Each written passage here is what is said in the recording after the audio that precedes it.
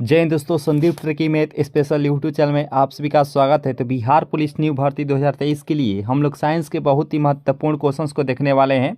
तो आज जो है साइंस का महामैराथन के रूप में हम लोग सभी क्वेश्चंस को देखने वाले हैं, जो कि काफ़ी इंपॉर्टेंट सवाल है। ये सवाल ऐसे हैं जो कि बार बार एग्जाम में पूछे जाते हैं, तो आप सभी अंत तक जरूर देखने का प्रयास कीजिएगा।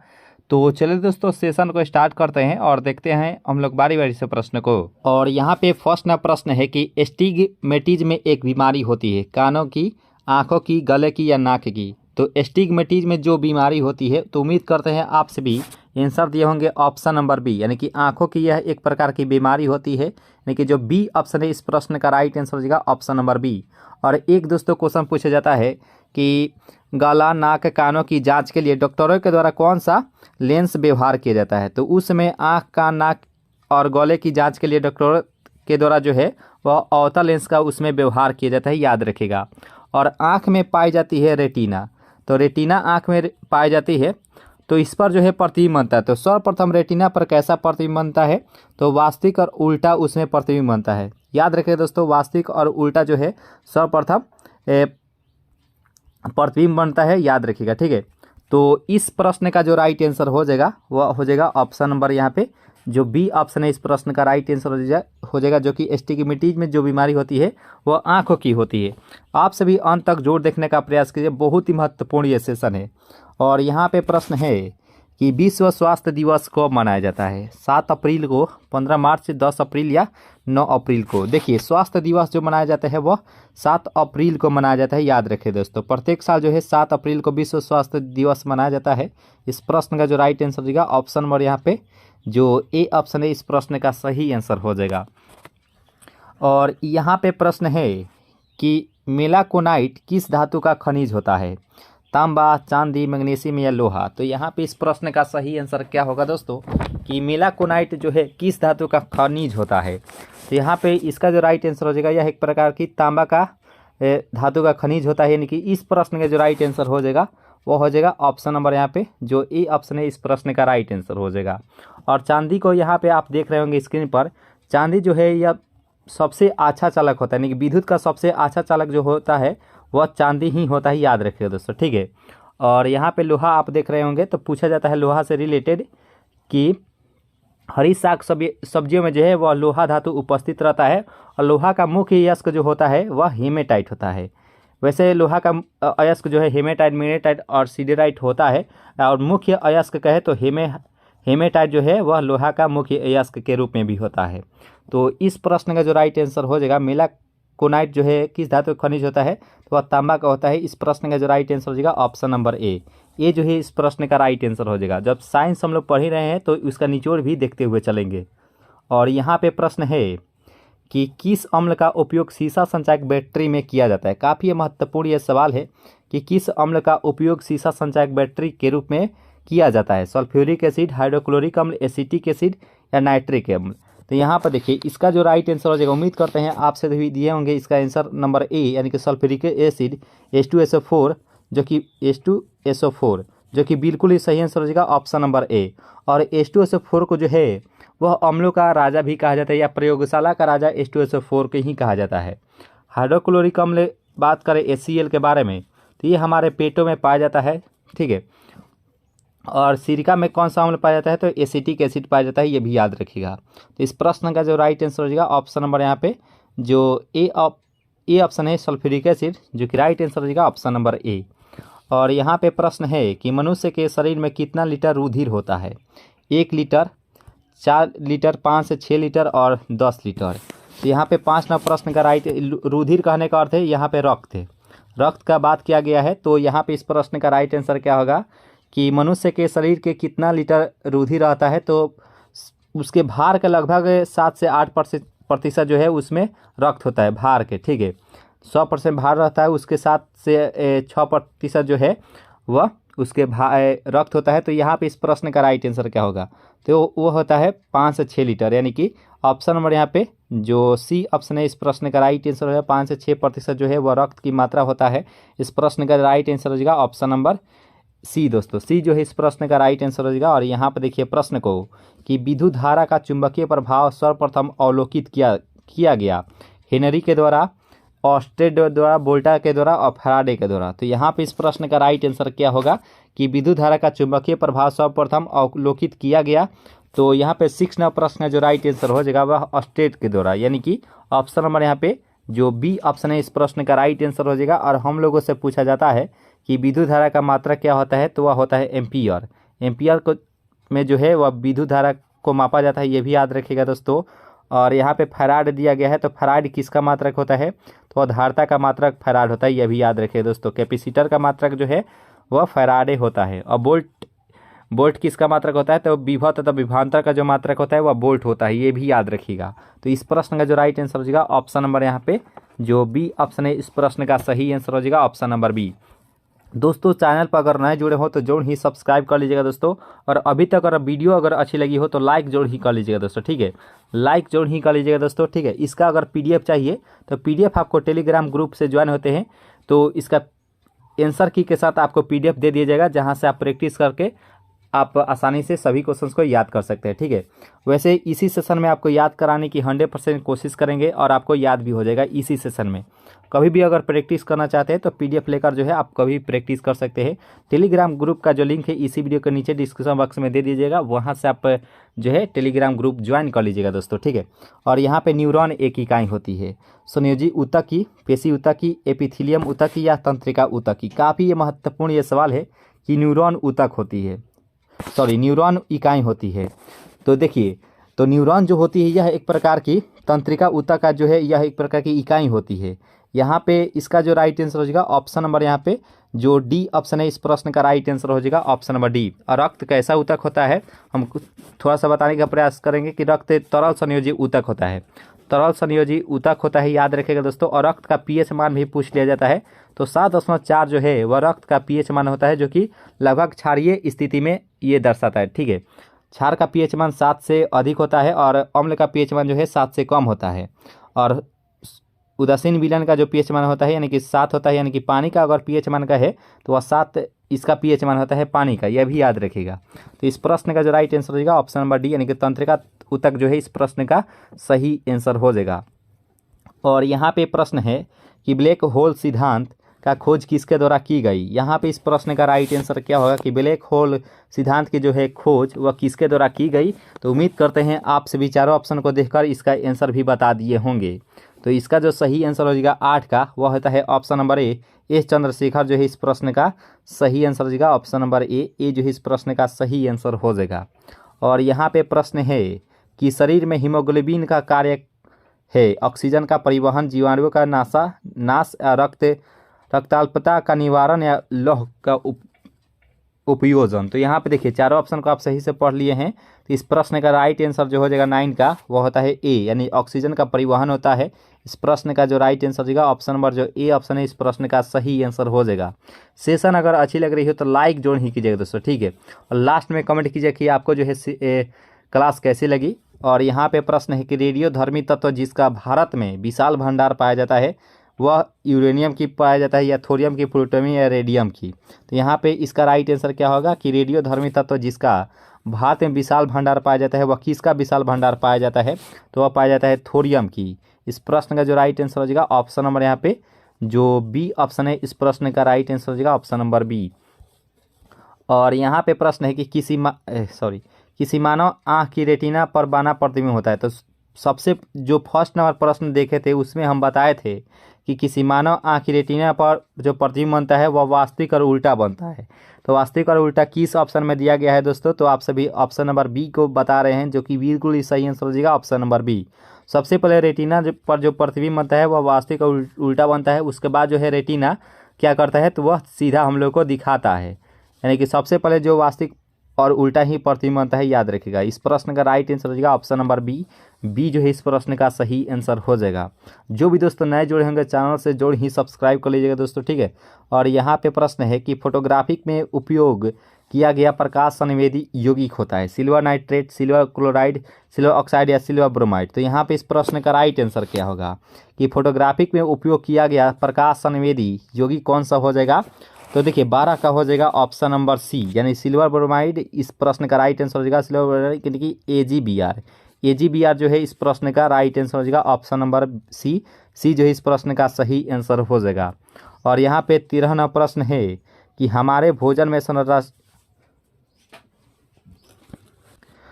संरचनात्मक खाद्य पदार्थ होता है, तो हमारे भोजन में जो है संरक्षात्मक खाद्य पदार्थ कौन सा होता है। तो चलिए ऑप्शन को देख लेते हैं दोस्तों। तो यहाँ पे 4 ऑप्शन आपको दिया गया है, तो इसका जो सही आंसर हो जाएगा 13 का वो होता है ऑप्शन नंबर यहाँ पे जो सी है विटामिन एवं खनिज, जो कि राइट आंसर हो जाएगा ऑप्शन नंबर यहाँ पे जो सी ऑप्शन है इस प्रश्न का राइट आंसर हो जाएगा। 14वां प्रश्न है कि 1 ग्राम वाले पदार्थ का तापमान 1 डिग्री सेल्सियस बदलने के लिए आवश्यक ऊष्मा की मात्रा को क्या कहते हैं। यहाँ पे इस प्रश्न का राइट आंसर क्या होगा कि 1 ग्राम वाले पदार्थ का तापमान 1 डिग्री सेल्सियस बदलने के लिए आवश्यक ऊष्मा की मात्रा को क्या कहते हैं। तो 14वां प्रश्न का जो राइट आंसर हो जाएगा इसे विशिष्ट ऊष्मा के नाम से भी जानते हैं, यानी कि जो ए ऑप्शन है इस प्रश्न का राइट आंसर हो जाएगा। और यहाँ पे प्रश्न है कि पीतल किसका मिश्र धातु होता है। तो एक आप सभी को मालूम होगा पिताजी, तो आप सभी हमेशा याद रखेंगे दोस्तों पिताजी, अगर आपको मालूम है तो आप कभी भी नहीं भुला सकते हैं। तो पी से पीतल और त से तांबा, ज से जास्ता, यानी कि पीतल का मिश्र धातु कौन सा होता है। तो तांबा और जास्ता होता है। तो यहाँ पे पी से पीतल, त से तांबा, ज से जास्ता, यानी कि तांबा और जास्ता होता है। तो देखेंगे किस ऑप्शन में है तांबा और जास्ता, तो ये होता है ऑप्शन नंबर सी में, यानी कि जो सी ऑप्शन है यानी कि तांबा और जास्ता, जो कि राइट आंसर हो जाएगा ऑप्शन नंबर यहाँ पे जो सी ऑप्शन है इस प्रश्न का सही आंसर हो जाएगा। और यहाँ पे 16वां प्रश्न है कि टांका यानी कि सोल्डर जो है किसका मिश्रण होता है। सीसा जास्ता, सीसा और बिस्मत, सीसा जास्ता और सीसा और टीन। यहाँ पे टांका यानी कि सोल्डर का बात किया गया है। तो सोल्डर जो है इसका जो मिश्रण होता है यह होता है सीसा और टीन की, यानी कि जो डी ऑप्शन है इस प्रश्न का राइट आंसर हो जाएगा ऑप्शन नंबर डी जो है इस प्रश्न का सही आंसर हो जाएगा ऑप्शन नंबर डी। और यहाँ पे प्रश्न के सोडा वाटर बनाने के लिए कौन सी गैस प्रयुक्त की जाती है। तो चारों ऑप्शन को सही से देख सकते हैं कि सोडा वाटर बनाने के लिए कौन सी गैस जो है प्रयुक्त की जाती है। तो यहाँ पे 17वां प्रश्न का जो राइट आंसर हो जाएगा वो होता है ऑप्शन नंबर यहाँ पे जो सी ऑप्शन है CO2 यानी कार्बन डाइऑक्साइड, जो कि राइट आंसर हो जाएगा ऑप्शन नंबर सी जो है इस प्रश्न का राइट आंसर हो जाएगा। और यहाँ पे प्रश्न है कि वह उपकरण जो विद्युत ऊर्जा को यांत्रिक ऊर्जा में बदलता है क्या कहलाता है। तो देखिए यहाँ पे विद्युत ऊर्जा को यांत्रिक ऊर्जा में कौन सा जो है बदलता है। तो इसका जो राइट आंसर हो जाएगा 18 का वह विद्युत मोटर जो है इस प्रश्न का राइट आंसर हो जाएगा, यानी कि जो बी ऑप्शन है इस प्रश्न का राइट आंसर हो जाएगा ऑप्शन नंबर बी। और ये विद्युत जनरेटर जो होता है या आंतरिक ऊर्जा को विद्युत ऊर्जा में बदलता है, याद रखिएगा, ठीक है। तो इस प्रश्न का राइट आंसर हो जाएगा ऑप्शन नंबर यहाँ पे जो बी ऑप्शन है इस प्रश्न का सही आंसर हो जाएगा। और यहाँ पे गतिज ऊर्जा का अभिव्यंजक क्या होता है। तो यहाँ पे गतिज ऊर्जा का अभिव्यंजक पूछा गया है, ठीक है। तो 19 का क्या होगा। तो 1/2 mv² होता है। एम जो होता है मास होता है, भी जो है भी वेग होता है, ठीक है। तो इसका राइट आंसर हो जाएगा ऑप्शन नंबर यहाँ पे जो डी ऑप्शन है इस प्रश्न का राइट आंसर हो जाएगा। और यहाँ पे प्रतिध्वनि किस कारण सुनी जाती है। तो यहाँ पे इस प्रश्न का सही आंसर क्या होगा कि प्रतिध्वनि जो है वह किस कारण सुनी जाती है। तो 20वां प्रश्न का जो राइट आंसर हो जाएगा वह ध्वनि तरंग का परिवर्तन के कारण जो है वह सुनी जा सकती है, यानी कि जो ए ऑप्शन है इस प्रश्न का सही आंसर हो जाएगा। और यहाँ पे 21वां प्रश्न है कि पानी से भरे एक बर्तन में बर्फ का एक टुकड़ा तैर रहा है, पूरी बर्फ के पिघलने पर बर्तन का जल स्तर में क्या परिवर्तन होगा। बढ़ेगा, घटेगा, अपरिवर्तित रहेगा, कोई नहीं। तो देखिए इसका जो सही आंसर हो जाएगा 21 का वह अपरिवर्तित रहेगा, यानी कि जितना पानी रहेगा उतना ही जो है बर्फ गलने के बाद भी उतना ही रहेगा, ठीक है। तो अपरिवर्तित रहेगा। इस प्रश्न का राइट आंसर हो जाएगा ऑप्शन नंबर सी जो है इस प्रश्न का सही आंसर हो जाएगा। आंसर अपना देते हुए चलेगा दोस्तों। और यहाँ पे प्रश्न है कि 2 समांतर दर्पणों के बीच धातु के एक गोले को रखा जाता है, तो इसे बने प्रतिबिंबों की संख्या कितनी होगी। तो यहाँ पे 22वां प्रश्न का राइट आंसर क्या होगा। देखिए मान लीजिए ये 2 समांतर दर्पण है, ठीक है। एक वस्तु यहाँ पे रखा गया है, तो दोनों पे तो प्रतिबिंब बनेगी। तो दोनों प्रतिबिंब बनेगी। मान लीजिए ये प्रतिबिंब यहाँ से जाएगी तो यहाँ से जाएगी, यहाँ से जाएगी, यहाँ से जाएगी, यहाँ से जाएगी, यानी कि इसकी प्रतिबिंब जो है वह अनंत बनेगी, यानी कि असंख्य बनेगी, इन्फिनिटी बनेगी इसकी प्रतिबिंब। तो देखेंगे इन्फिनिटिव कहाँ है, यानी कि असंख्य कहाँ है।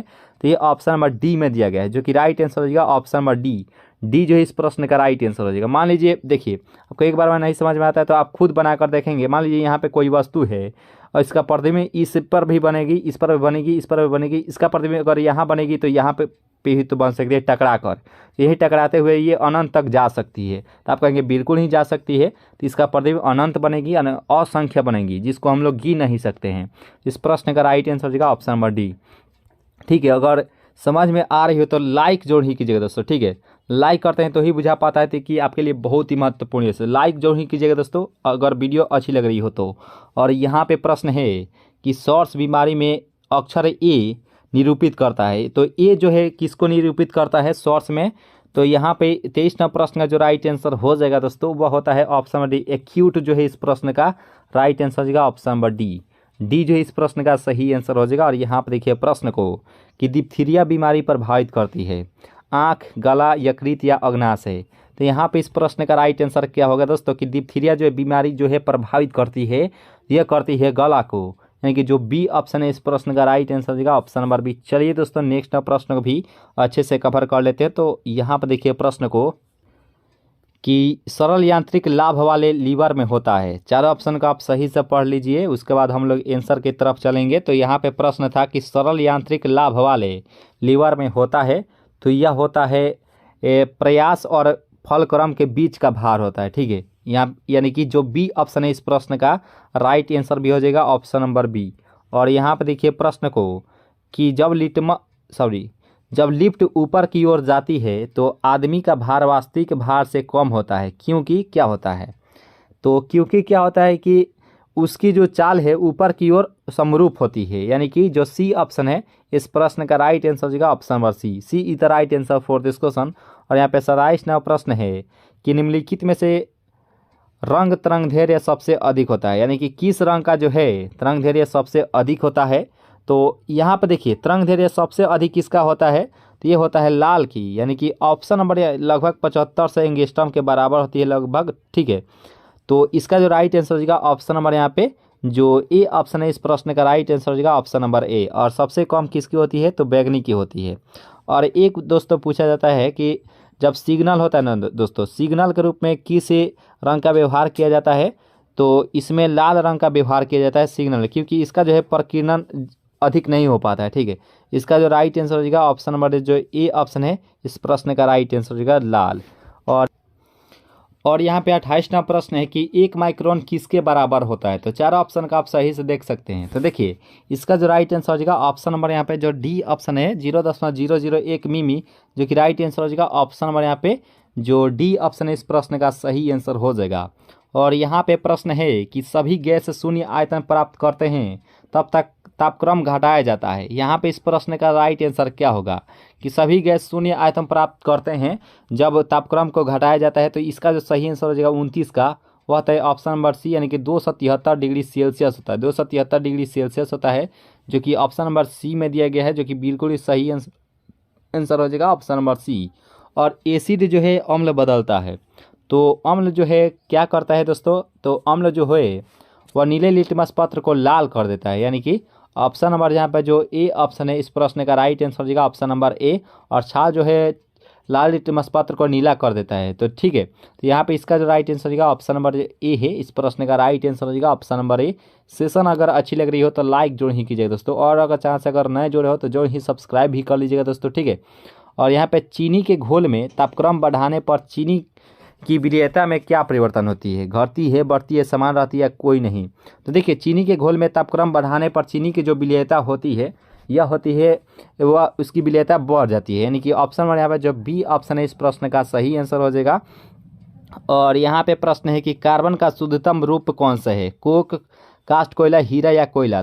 तो यहाँ पे इस प्रश्न का राइट आंसर क्या होगा? कार्बन का शुद्धतम रूप कौन सा हो जाएगा? तो कार्बन जो है एक प्रकार का अधातु होता है। ठीक है, और इसका जो है परमाणु संख्या 6 होता है, और इसका जो संयोजकता होती है वो 4 होती है, याद रखिएगा। ठीक है, तो यहाँ पे देखिए और कार्बन के शुद्धतम रूप कैसा होता है? तो इसका जो राइट आंसर है 32 का, वो होता है ऑप्शन नंबर यहाँ पे जो डी है हीरा, जो कि राइट आंसर हो जाएगा ऑप्शन नंबर डी। डी जो है इस प्रश्न का राइट आंसर हो जाएगा। और कार्बन की बात करें तो इसकी जो है सबसे अधिक जो है श्रृंखला गुण भी दर्शाता है कार्बन, श्रृंखला गुण सबसे अधिक कार्बन ही दर्शाता है। और आइए दोस्तों हीरा के बारे में ही बात करते हैं। तो हीरा का पूर्णांक 2.42 होता है, क्रांति कोण होता है 24.41 डिग्री होता है क्रांति कोण। और हीरा जो है प्रकृति में जो सबसे कठोर पदार्थ जो है वह हीरा ही होता है। याद रखें दोस्तों, सबसे कठोर पदार्थ जो है वह हीरा ही होता है, और हीरा का जो है वह हाइब्रिडाइजेशन जो होता है वह sp3 होता है, ये भी याद रखेगा। तो इस प्रश्न का राइट आंसर हो जाएगा ऑप्शन नंबर डी। कहीं से क्वेश्चन आए आप जो है आसानी वे से आंसर दे पाएंगे दोस्तों, इसलिए हम आपको निचोड़ बता रहे हैं दोस्तों, ठीक है। और यहाँ पे प्रश्न है कि निम्नलिखित में कौन सा तत्व कार्बनिक यौगिकों में मौजूद रहता है। देखिए, कार्बनिक यौगिक कहा गया है, तो कार्बनिक यौगिक में जाहिर सी बात है उसमें कार्बन जरूर ही उपस्थित रहेगा। लगभग 95% तत्वों में जो है वह कार्बन उपस्थित रहता है, 95% तत्वों में, ठीक है।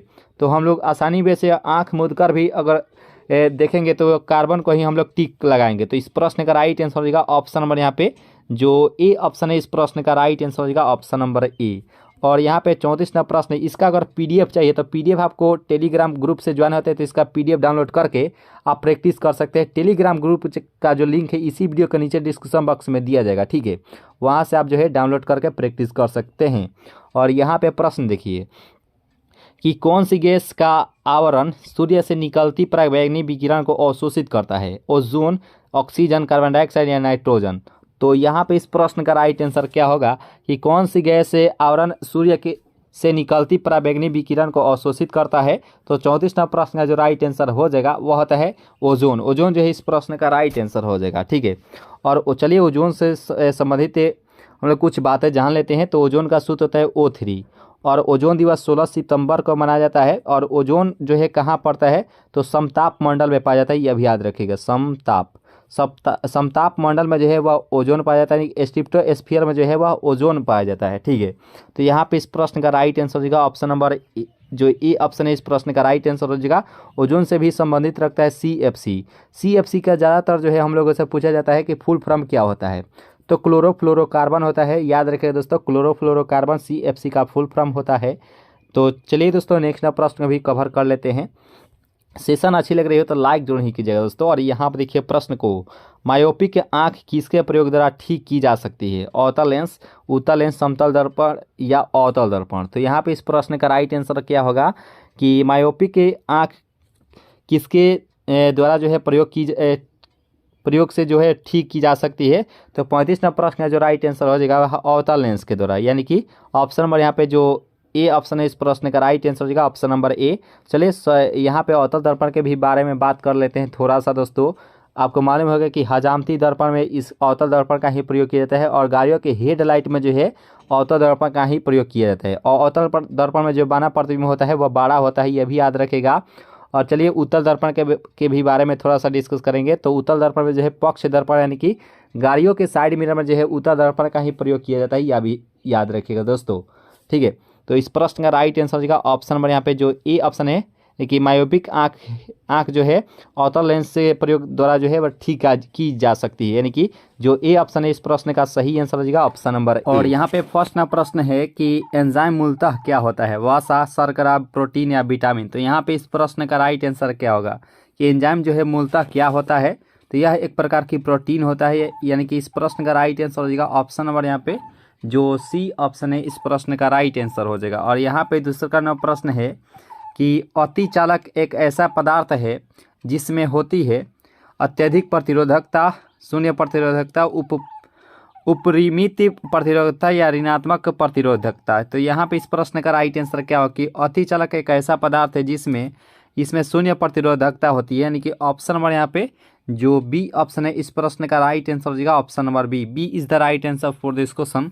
और यहाँ पे प्रश्न है जो कि काफ़ी महत्वपूर्ण यह सवाल है कि 1 हॉर्स पावर बराबर होता है 746 वाट के, 1000 वाट, 750 वाट, 500 वाट के। तो देखिए 1 हॉर्स पावर यहाँ पे पूछा गया है, तो यानी कहने का अर्थ है दोस्तों HP। तो इसका जो राइट आंसर हो जाएगा 746 वाट होता है। इस प्रश्न का जो राइट आंसर हो जाएगा ऑप्शन नंबर यहाँ पे जो ए ऑप्शन है, इस प्रश्न का सही आंसर हो जाएगा। और शक्ति का जो मात्रक होता है वह वाट में मापा जाता है, ये भी याद रखिएगा दोस्तों, शक्ति का मात्रक वाट होता है, ठीक है। तो इस प्रश्न का राइट आंसर हो जाएगा ऑप्शन नंबर ए।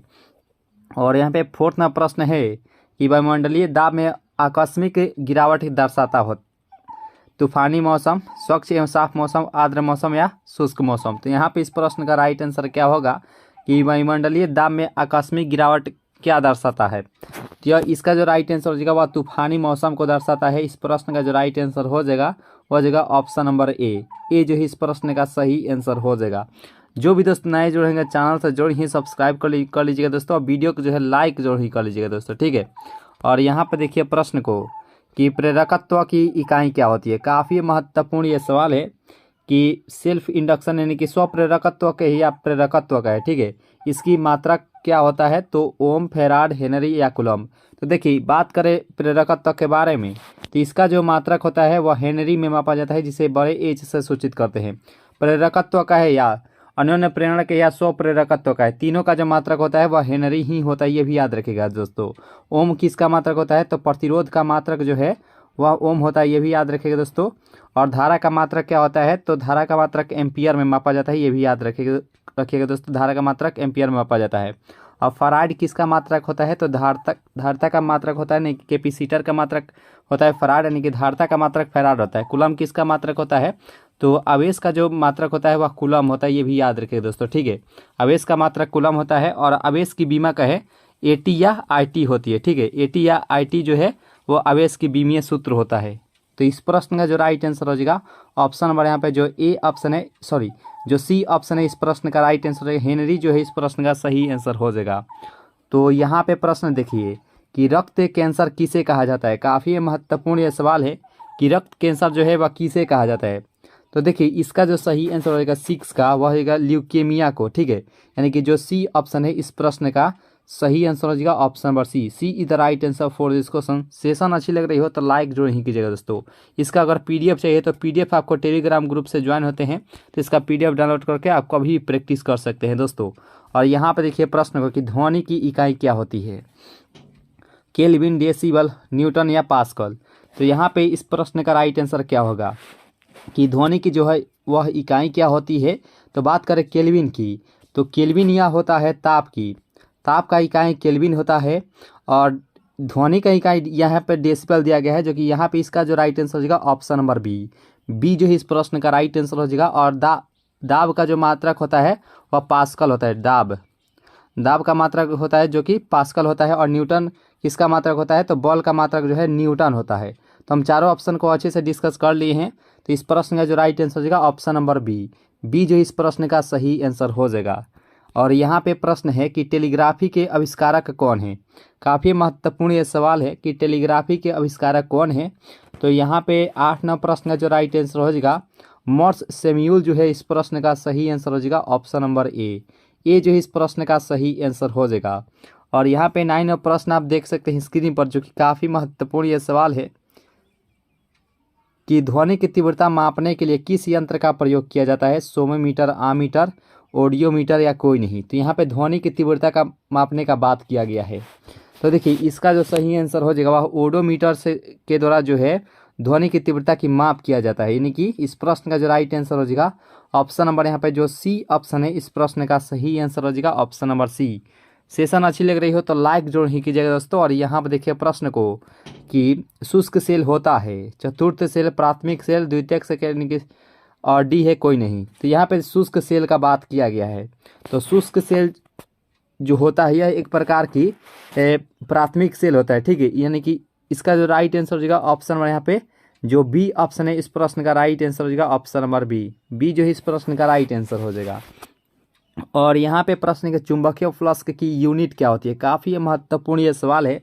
इससे रिलेटेड भी हम लोग बहुत ही आसानी से 4 से 5 क्वेश्चंस का आंसर जानेंगे दोस्तों कि चुंबकीय फ्लक्स का मात्रक क्या होता है, यानी कि इसका यूनिट पूछा है, यानी कि मात्रक पूछा गया है। तो सबसे पहले इसके आंसर को जान लेते हैं। तो इसका जो आंसर हो जाएगा वह ऑप्शन नंबर ए हो जाएगा, यानी वेबर जो है चुंबकीय फ्लक्स का मात्रक होता है। और वहीं अगर विद्युतीय फ्लक्स का है, देखिए एक होता है चुंबकीय फ्लक्स, एक होता है विद्युतीय फ्लक्स। तो विद्युतीय फ्लक्स यहाँ पे फ्लक्स लिखेंगे। देखिए विद्युतीय फ्लक्स का मात्रक होता है वोल्ट मीटर जो होता है वह विद्युतीय फ्लक्स का मात्रक होता है। और चुंबकीय फ्लक्स का जो मात्रक होता है वह वेबर होता है। और टेस्ला किसका मात्रक होता है, विद्युत क्षेत्र की तीव्रता का जो है मात्रक जो है वह टेस्ला होता है। एम्पियर तो जानते ही हैं कि धारा का मात्रक एम्पियर होता है। और विद्युत क्षेत्र की तीव्रता का जो मात्रक होता है वह टेस्ला होता है। वाट को जानते ही हैं कि शक्ति का मात्रक वाट होता है, ठीक है। पावर का मात्रक वाट होता है, ये भी याद रखिएगा। तो इस प्रश्न का जो राइट आंसर हो जाएगा ऑप्शन नंबर ए ए जो है इस प्रश्न का राइट आंसर हो जाएगा। जब हम लोग साइंस देख ही रहे हैं तो उसका निचोड़ भी देख लेंगे बहुत ही आसानी से। और यहाँ पर देखिए प्रश्न को कि विद्युत ऊर्जा की इकाई क्या होती है। काफ़ी महत्वपूर्ण ये सवाल है कि विद्युत ऊर्जा की इकाई क्या होती है, वोल्ट, वॉट, किलोवाट या किलोवाट घंटा। देखिए इसका जो सही आंसर 12 का वह किलोवाट घंटा होता है, जो कि ऊर्जा का व्यावसायिक मात्रक भी होता है और ऊर्जा का जो है सबसे बड़ा जो मात्रक होता है वह किलोवाट घंटा ही होता है, ये भी याद रखिएगा दोस्तों। वैसे बात करें साधारण इसके मात्रक की तो साधारण जो मात्रक होता है वह जूल होता है, ये भी याद रखिएगा दोस्तों। और इलेक्ट्रॉन वोल्ट जो है वह भी ऊर्जा का मात्रक होता है, इलेक्ट्रॉन वोल्ट जो है वह भी ऊर्जा का मात्रक ही होता है। और साधारण जो मात्रक होता है ऊर्जा का हम लोग सभी जानते ही हैं कि जूल होता है ऊर्जा का मात्रक। तो वैसे इस प्रश्न का जो राइट आंसर हो जाएगा वह हो जाएगा ऑप्शन नंबर डी जो है इस प्रश्न का राइट आंसर हो जाएगा। तो यहाँ पे वाट है, यहाँ पे वोल्ट है। तो वाट का तो जानते ही हैं कि शक्ति, और वोल्ट का बात कर लेते हैं। तो विभव तथा विभवांतर का जो मात्रक होता है वह वोल्ट होता है, ये भी याद रखिएगा दोस्तों। इस प्रश्न का राइट आंसर का ऑप्शन नंबर डी। और यहाँ पर देखिए प्रश्न को कि प्रतिरोध की यूनिट क्या होती है। तो प्रतिरोध को सबसे पहले हम लोग देखे थे कि प्रतिरोध का जो यूनिट होती है वह ओम होती है। ओम जो है जिसे उल्टा लोटा से हम लोग सूचित करते हैं, तो ओम इसका मात्रक होता है। अगर पूछ दे हम लोगों से कि प्रतिरोधकता का मात्रक क्या होता है, तो हम लोग बहुत ही आसानी से यहाँ पे हम लोग बता सकेंगे कि प्रतिरोधकता का मात्रक क्या होता है।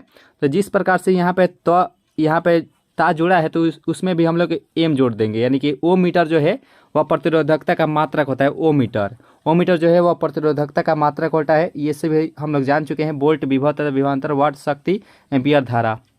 और यहाँ पे प्रश्न है कि वायुमंडल में बादलों के तैरने का क्या कारण होता है। कम ताप, कम वेग, कम घनत्व या कम दाब। तो यहाँ पे इस प्रश्न का राइट आंसर क्या होगा कि वायुमंडल में बादलों के तैरने का क्या कारण होता है। काफ़ी अच्छा सवाल है। तो देखिए इसका जो सही आंसर हो जाएगा उसका कम घनत्व होता है, यानी कम डेंसिटी होता है। इस प्रश्न का जो राइट आंसर हो जाएगा वह हो जाएगा ऑप्शन नंबर यहाँ पे जो डी ऑप्शन है। इस प्रश्न का सही आंसर हो जाएगा option number D is the right answer for this question. और यहाँ पे 15वां प्रश्न है कि मानव नेत्र की दूरदृष्टि को क्या कहा जाता है। तो यहाँ प्रश्न आप सही से पढ़ लीजिए कि मानव नेत्र की दूरदृष्टि को क्या कहा जाता है। तो चलिए ऑप्शन को भी देख लेते हैं दोस्तों। तो ऑप्शन है मायोपिया, मोतियाबिंद, रतौंधी या हाइपरमेट्रोपिया। तो देखिए दूरदृष्टि दोष का है दोस्तों, तो उसमें जो है हाइपरमेट्रोपिया कहते हैं, यानी कि इसका जो राइट आंसर हो जाएगा ऑप्शन में यहाँ पे जो डी ऑप्शन है इस प्रश्न का राइट आंसर हो जाएगा। रतौंधी विटामिन ए के कमी से होता है, ठीक है। और यहाँ पे मायोपिया है। मायोपिया से क्या तात्पर्य है, तो यह निकट दृष्टि दोष होता है। इस प्रश्न का राइट आंसर जो हो जाएगा वह हो जाएगा ऑप्शन नंबर बी जो है इस प्रश्न का राइट आंसर हो जाएगा। और इससे रिलेटेड भी क्वेश्चन पूछ लिया जाता है कि निकट दृष्टि दोष में क्या क्या होता है। तो देखिए निकट दृष्टि दोष में निकट की वस्तुएं स्पष्ट दिखाई देती है और दूर की नहीं। और वहीं इसको दूर करने के लिए, यानी कि निकट दृष्टि दोष को दूर करने के लिए अवतल लेंस का व्यवहार भी किया जाता है। आप सभी को मालूम होगा कि अवतल लेंस का व्यवहार किया जाता है। दीर्घ दृष्टि दोष में क्या होता है, तो इसमें जो है दूर की वस्तुएं स्पष्ट दिखाई देती है और नज़दीक की नहीं। तो इसको दूर करने के लिए उत्तल लेंस का व्यवहार किया जाता है, ठीक है। उत्तल लेंस का व्यवहार दीर्घ दृष्टि दोष में किया जाता है। वर्णंधता से रिलेटेड भी क्वेश्चन पूछ लिया जाता है कि वर्णंधता से ग्रसित व्यक्ति जो है किस रंग में जो है अपना नहीं दर्शा सकता है कि कौन सा रंग हरा है और कौन सा रंग लाल है। तो हरा और लाल में नहीं पहचान पाता है, ठीक है, वर्णंधता से ग्रसित व्यक्ति। तो इस प्रश्न का जो राइट आंसर हो जाएगा ऑप्शन नंबर बी जो है इस प्रश्न का राइट आंसर हो जाएगा। और यहाँ पे प्रश्न है कि निम्नलिखित में से कौन सा जल संक्रामक रोग है। हैजा, प्रतिस्याय, शीत ज्वर या चेचक। तो यहाँ पे जल संक्रामक रोग का बात किया गया है, तो यह होता है हैजा जो है इस प्रश्न का राइट आंसर हो जाएगा ऑप्शन नंबर ए जो है इस प्रश्न का राइट आंसर हो जाएगा। सेशन अगर अच्छी लग रही हो तो लाइक जरूर ही कीजिएगा दोस्तों। और चैनल से अगर नए जुड़े हो तो जरूर ही सब्सक्राइब भी कर लीजिएगा, ठीक है। सब्सक्राइब कर लीजिएगा और लाइक तो जरूर ही कर लीजिएगा दोस्तों, सेशन अगर अच्छी लग रही हो तो। और यहाँ पे प्रश्न देखिए कि दूरदृष्टि से पीड़ित व्यक्ति की स्पष्ट दृष्टि की न्यूनतम दूरी क्या होती है। यहाँ पे अगर दूरदृष्टि भी नहीं रहता तो स्पष्ट दृष्टि की न्यूनतम दूरी हम लोग मुँह ज़बानी ही जानते हैं कि 25 सेंटीमीटर होता है। इस प्रश्न का राइट आंसर होगा ऑप्शन नंबर सी जो इस प्रश्न का राइट आंसर हो जाएगा। और टिबिया अस्थि डैश में होती है, कपाल, भुजा, पैर या जांघ। तो यहाँ पे टिबिया नामक अस्थि जो है हड्डी वह कहाँ होती है आपको बताना है। तो यह पैर में होती है। इस प्रश्न का राइट आंसर हो जाएगा ऑप्शन नंबर सी। और जांघ में फीमर होती है जो कि सबसे मजबूत भी होती है, ये भी याद रखिएगा। अब विटामिन ई की कमी से निर्मित रोग कौन सा हो जाएगा? अंधापन, रिकेट्स, जनन क्षमता में कमी या बेरी। तो यहाँ पे अंधापन जो होता है विटामिन ए के कमी से, रिकेट्स होता है विटामिन डी के कमी से, जनन क्षमता की कमी ये विटामिन ई की कमी से, बेरी विटामिन बी के कमी से। तो देखेंगे किस ऑप्शन में है, तो हम लोग ऑप्शन नंबर यहाँ पे सी के साथ जाएंगे। देखिए जनन क्षमता में कमी विटामिन ई के कारण होता है, यानी कि जिसे हम लोग बांझपन कहते हैं या नापुंसकता के नाम से भी हम लोग जानते हैं, ठीक है। तो इस प्रश्न का राइट आंसर हो जाएगा ऑप्शन नंबर सी जो है इस प्रश्न का राइट आंसर हो जाएगा। विटामिन सी के कमी से कौन सा रोग होता है? तो स्कॉर्बी रोग होता है। और विटामिन के कमी से कौन सा रोग होता है? तो रक्त का थाका न होना, ठीक है। तो हम लोग सभी विटामिन को आसानी वे से जान चुके हैं। तो इस प्रश्न का राइट आंसर हो जाएगा ऑप्शन नंबर सी। और यहाँ पे प्रश्न है कि किस अंग के दोषपूर्ण कार्य करने से मधुमेह यानी कि डायबिटीज रोग हो जाता है? फेफड़े, तीली, वृक्क या अग्नाशय। तो देखिए इसका राइट आंसर क्या होगा कि किस अंग के दोषपूर्ण कार्य करने से मधुमेह रोग हो जाता है? तो यहाँ पे एक ही इसका प्रश्न है जो राइट आंसर हो जाएगा वह हो जाएगा अग्नाशय। अग्नाशय जो है इस प्रश्न का राइट आंसर हो जाएगा option number D is the right answer for this question. और एस्टिग्मेटिज में एक बीमारी होती है, तो इसका जो राइट आंसर हो जाएगा वह हो जाएगा ऑप्शन नंबर यहाँ पे जो बी है आंखों की, जो कि राइट आंसर हो जाएगा ऑप्शन नंबर बी। और सॉर्स का पूर्ण रूप क्या होता है? तो सॉर्स का पूर्ण रूप क्या होता है दोस्तों आपको बताना है। तो सीवियर एक्यूट रेस्पिरेटरी सिंड्रोम होता है, ठीक है। इस प्रश्न का राइट आंसर भी हो जाएगा ऑप्शन नंबर यहाँ पे जो ए ऑप्शन है इस प्रश्न का राइट आंसर हो जाएगा। या इससे भी रिलेटेड एक क्वेश्चन पूछा जाता है कि सॉर्स तो दिया ही रहता है, इसमें ए का अर्थ क्या होता है? तो एक्यूट होता है, ये भी याद रखिएगा, ठीक है। इस प्रश्न का राइट आंसर होगा ऑप्शन नंबर ए। और यहाँ पे फॉलो के अध्ययन को क्या कहा जाता है? तो यहाँ पे इस प्रश्न का राइट आंसर क्या होगा कि फॉलो के अध्ययन को क्या कहा जाता है? तो फॉलो के अध्ययन को हम लोग पोमोलॉजी कहते हैं, ठीक है। इस प्रश्न का राइट आंसर होगा ऑप्शन नंबर यहाँ पे जो सी ऑप्शन है इस प्रश्न का राइट आंसर हो जाएगा। नाशपाती का कौन सा भाग खाया जाता है? गुदेदार, पुष्पासन, बीजाणु, कली या दोनों। तो यहाँ पे इस प्रश्न का राइट आंसर क्या होगा कि नाशपाती का कौन सा जो भाग है वह खाया जाता है? तो यहाँ 25 का हो जाएगा ऑप्शन नंबर ए गुदेदार पुष्पासन हो जाएगा ऑप्शन नंबर यहाँ पे जो ए ऑप्शन है इस प्रश्न का राइट आंसर हो जाएगा ऑप्शन नंबर ए। और यहाँ पे 26वां प्रश्न आप देख सकते हैं स्क्रीन पर, जो कि काफ़ी महत्वपूर्ण ये सवाल है कि रंजक व खाद्य पदार्थ बनाने में प्रयोग किया जाता है। कैरामल का, कार्नोलाइट का, कोई नहीं, या ब्रेजिंग का। यहाँ पे रंजक व खाद्य पदार्थ बनाने में प्रयोग किया जाता है वह किया जाता है 26 का हो जाएगा कैरामल का, यानी कि जो ए ऑप्शन है इस प्रश्न का राइट आंसर हो जाएगा ऑप्शन नंबर ए। और यहाँ पे प्रश्न आप देख सकते हैं स्क्रीन पर, जो कि काफ़ी अच्छा सवाल है कि नाइट्रोजन यौगिकीकरण के लिए कौन सी फसल सहायक होती है? चावल, गेहूँ, बीन्स या मकई। यहाँ पे इस प्रश्न का राइट आंसर क्या होगा कि नाइट्रोजन यौगिकीकरण के लिए कौन सी जो फसल है वह सहायक होती है? तो 27वां प्रश्न का जो राइट आंसर हो जाएगा वह बीन्स हो जाएगी। बीन्स जो है इस प्रश्न का राइट आंसर हो जाएगा option number C is the right answer for this question. और यहाँ पे 28वां प्रश्न है कि कोको का कौन सा भाग चॉकलेट में गंध के लिए इस्तेमाल किया जाता है? यहाँ पे इस प्रश्न का राइट आंसर क्या होगा कि कोको का कौन सा भाग चॉकलेट में गंध के लिए इस्तेमाल किया जाता है? तो चलिए ऑप्शन को देख लेते हैं। और यहाँ पे ऑप्शन है बीज, फूल, पत्ती या छाल। तो इसका जो राइट आंसर हो जाएगा वह बीज होता है, ठीक है। इस प्रश्न का राइट आंसर हो जाएगा ऑप्शन नंबर ए। और यहाँ पे रेबीज के टीके की खोज किसने की थी? तो देखिए रेबीज होता है कुत्ते या बिल्ली के काटने से होता है, और यह जो रेबीज होता है यह रेबिडो वायरस के कारण होता है, यानी कि वायरस यानी विषाणु के कारण होता है, ये भी याद रखिएगा। और इसके जो टीके का जो खोज है यह किया गया था लुई पास्चर के द्वारा, यानी कि ऑप्शन नंबर यहाँ पे जो बी ऑप्शन है इस प्रश्न का राइट आंसर हो जाएगा ऑप्शन नंबर बी। और चेचक के टीके एडवर्ड जेनर ने किए थे, ठीक है। इस प्रश्न का राइट आंसर हो जाएगा option number B.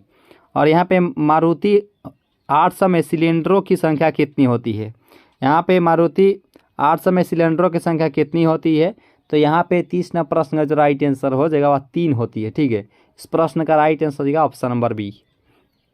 Washing machine की कार्य प्रणाली किस सिद्धांत पर आधारित है? यहाँ पे इस प्रश्न का राइट आंसर क्या होगा कि वॉशिंग मशीन की कार्य प्रणाली किस सिद्धांत पर आधारित है? तो देखिए 31वां प्रश्न का जो राइट आंसर हो जाएगा वह अपकेंद्रीय पर जो है इस प्रश्न का राइट आंसर हो जाएगा ऑप्शन नंबर यहाँ पे जो ए ऑप्शन है इस प्रश्न का राइट आंसर हो जाएगा अपकेंद्रीय। और यहाँ पे प्रश्न है न्यूट्रॉन वे कण है जिनमें होता है ऋणात्मक, धनात्मक, कोई आवेश नहीं और यहाँ पे है डी है कोई नहीं। देखिए न्यूट्रॉन वे कण होते हैं जिनमें क्या होते हैं, तो ये आवेश रहित होते हैं, यानी कि इसमें कोई आवेश नहीं होता है। इस प्रश्न का राइट आंसर हो जाएगा ऑप्शन नंबर जो सी ऑप्शन है, इस प्रश्न का राइट आंसर हो जाएगा। और इलेक्ट्रॉन के लिए ऋणात्मक होता है, प्रोटॉन के लिए धनात्मक होता है। और नाभिक में जो है प्रोटॉन और न्यूट्रॉन पाया जाता है जो कि उदासीन होता है, और इलेक्ट्रॉन चारों तरफ चक्कर लगाता है, ये भी याद रखिएगा दोस्तों। और यहाँ पे पॉजिट्रॉन की खोज किसने की थी, रदरफोर्ड, जे थॉमसन, एंडरसन या चैडविक। देखिए पॉजिट्रॉन की खोज जो है किसके द्वारा किया गया था, तो 33वां प्रश्न का जो राइट आंसर हो जाएगा एंडरसन के द्वारा। ठीक है, यहाँ पे इस प्रश्न का राइट आंसर हो जाएगा ऑप्शन नंबर यहाँ पे जो डी ऑप्शन है, इस प्रश्न का सही आंसर हो जाएगा। समस्थानिक परमाणुओं में क्या होते हैं, यहाँ पे इस प्रश्न का राइट आंसर क्या होगा, समस्थानिक परमाणुओं में क्या होती है, तो इसमें जो है प्रोटॉनों की संख्या समान होती है। ठीक है, यहाँ पे इस प्रश्न का राइट आंसर हो जाएगा ऑप्शन नंबर यहाँ पे जो ए ऑप्शन है, इस प्रश्न का सही आंसर हो जाएगा ऑप्शन नंबर ए। सेशन अच्छी लग रही हो तो लाइक जरूर ही कीजिएगा दोस्तों, और जो भी दोस्त नए जुड़ेंगे चैनल से जरूर ही सब्सक्राइब कर लीजिएगा। और यहाँ पे एल्केन का सूत्र क्या होता है, काफ़ी महत्वपूर्ण ये सवाल है कि एल्केन का सूत्र क्या होता है दोस्तों। देखिए जब भी दोस्तों एल्केन का है, एक होता है एल्केन, यहाँ पे लिखकर थोड़ा सा बताने का प्रयास करेंगे। एल्केन एक एल्कीन होता है और एक एल्काइन होता है, यहाँ पे लिखेंगे एल्काइन हो गया। ठीक है, 3 होता है एल्केन, एल्कीन, एल्काइन। तो एल्केन का होता है CnH2n+2, ये होता है एल्केन का सूत्र। इसमें जब 2 हटा देंगे तो ये होता है एल्कीन का सूत्र, यानी कि CnH2n, ये एल्कीन का सूत्र, यानी कि एल्केन का ये सूत्र हो जाएगा ये एल्कीन का, और इसमें अगर -2 जोड़ देंगे तो ये हो जाएगा एल्काइन का, यानी कि CnH2n और -2, ये होता है एल्काइन का सूत्र। तो हम लोग आसानी से बता सकते हैं कि एल्केन का सूत्र क्या होता है, एल्कीन का सूत्र क्या होता है, और जो है एल्काइन का सूत्र क्या होता है। तो यहाँ पे हम लोगों से पूछा गया है कि एल्केन का सूत्र क्या होता है, तो CnH2n+2, जो कि ऑप्शन नंबर बी में दिया गया है, जो कि बिल्कुल सही आंसर हो जाएगा ऑप्शन नंबर बी जो है इस प्रश्न का राइट आंसर हो जाएगा। एल्कीन का सूत्र ये हो जाएगा, और एल्काइन में अगर 2 जोड़ देंगे तो ये एल्काइन का सूत्र हो जाता है। ठीक है, इस प्रश्न का राइट आंसर हो जाएगा ऑप्शन नंबर बी। और आधुनिक आवर्त सारणी आधारित है अणु भार पर, परमाणु भार पर, परमाणु क्रमांक पर या न्यूट्रॉनों पर। तो यहाँ पे इस प्रश्न का राइट आंसर क्या होगा कि आधुनिक आवर्त सारणी आधारित होती है।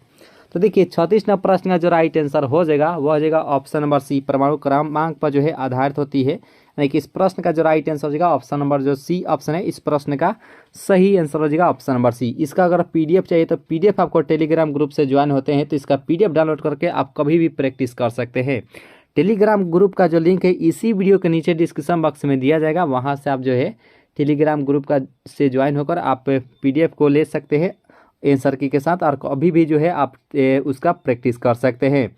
और यहाँ पे जिप्सम का व्यापारिक नाम क्या होता है, काफ़ी महत्वपूर्ण ये सवाल है कि जिप्सम का जो है व्यापारिक नाम क्या होता है, lead sulphide, iron sulphide, calcium sulphate या कैल्शियम कार्बोनेट। देखिए जिप्सन का बात किया गया है तो जिप्सन का होता है कैल्शियम सल्फेट होता है। इस प्रश्न का जो राइट आंसर हो जाएगा ऑप्शन नंबर यहाँ पे जो सी ऑप्शन है, इस प्रश्न का राइट आंसर हो जाएगा ऑप्शन नंबर सी। जिप्सम का जो उपयोग है, जो टूटी हड्डी होती है ना दोस्तों, टूटी हाथ की हड्डी हो या गोर की हड्डी या कहीं के भी हड्डी हो, उसमें जिप्सम का ही प्रयोग किया जाता है। इस प्रश्न का राइट आंसर हो जाएगा ऑप्शन नंबर सी। और यहाँ पे 38वां प्रश्न है, क्वार्ट्ज का रासायनिक नाम क्या होता है, calcium oxide, calcium phosphate, sodium phosphate या सोडियम सिलिकेट। तो यहाँ पे क्वार्ट्ज का रासायनिक नाम क्या होता है, चारों ऑप्शन का आप सही से देख सकते हैं दोस्तों कि इसका राइट आंसर क्या होगा, तो ये होता है सोडियम सिलिकेट, यानी कि जो डी ऑप्शन है इस प्रश्न का राइट आंसर हो जाएगा option number D is the right answer for this question. और यहाँ पे प्रश्न है कि रेडियोधर्मिता की खोज किसके द्वारा किया गया था, Henri Becquerel, Jöns Jacob Berzelius, Satyendranath Bose, Albert Einstein. Einstein के द्वारा क्या किया गया था, तो ई बराबर mc² दिया गया था, ई बराबर mc², यह आइंस्टीन बाबा के द्वारा दिया गया था। और यहाँ पे रेडियोधर्मिता की खोज किसके द्वारा की गई थी, तो यहाँ पे इस प्रश्न का जो राइट आंसर हो जाएगा वह हेनरी बेकुरल के द्वारा दिया गया था। इस प्रश्न का राइट आंसर हो जाएगा ऑप्शन नंबर ए जो है इस प्रश्न का सही आंसर हो जाएगा। और यहाँ पे प्रश्न है कि कंप्यूटर की भाषा में कंपाइलर होता है, तो यहाँ पे चारों ऑप्शन को सही से देख लीजिए। देखिए यहाँ पे कंपाइलर का बात किया गया है, तो ये होता है उच्च स्तरीय भाषा को मशीन स्तरीय भाषा में रूपांतरण करने का एक प्रोग्राम के रूप में होता है कंप्यूटर की भाषा में कंपाइलर। ठीक है, यानी कि इस प्रश्न का जो राइट आंसर हो जाएगा ऑप्शन नंबर यहाँ पे जो सी ऑप्शन है, इस प्रश्न का सही आंसर हो जाएगा। और यहाँ पे दूसरा प्रश्न है कि AWACS का पूर्ण रूप क्या होता है। काफ़ी महत्वपूर्ण ये सवाल है कि AWACS का पूर्ण रूप क्या होता है। तो इसका जो पूर्ण रूप होता है airborne warning and control system, यानी कि जो बी ऑप्शन है इस प्रश्न का सही आंसर हो जाएगा ऑप्शन नंबर बी, यानी कि airborne warning and control system. ये होता है AWACS का फुल फॉर्म होता है। ठीक है, इस प्रश्न का राइट आंसर हो जाएगा ऑप्शन नंबर बी। और यहाँ पे थर्ड ना प्रश्न है कि निम्नलिखित में से कौन एक इनपुट डिवाइस नहीं है। यहाँ पे इनपुट डिवाइस के रूप में पूछा गया है कि कौन नहीं है। तो इसका जो सही आंसर हो जाएगा यह माइक्रो प्रोसेसर जो है ये नहीं होता है इनपुट डिवाइस, यानी कि ऑप्शन नंबर यहाँ पे जो डी ऑप्शन है इस प्रश्न का सही आंसर हो जाएगा ऑप्शन नंबर डी।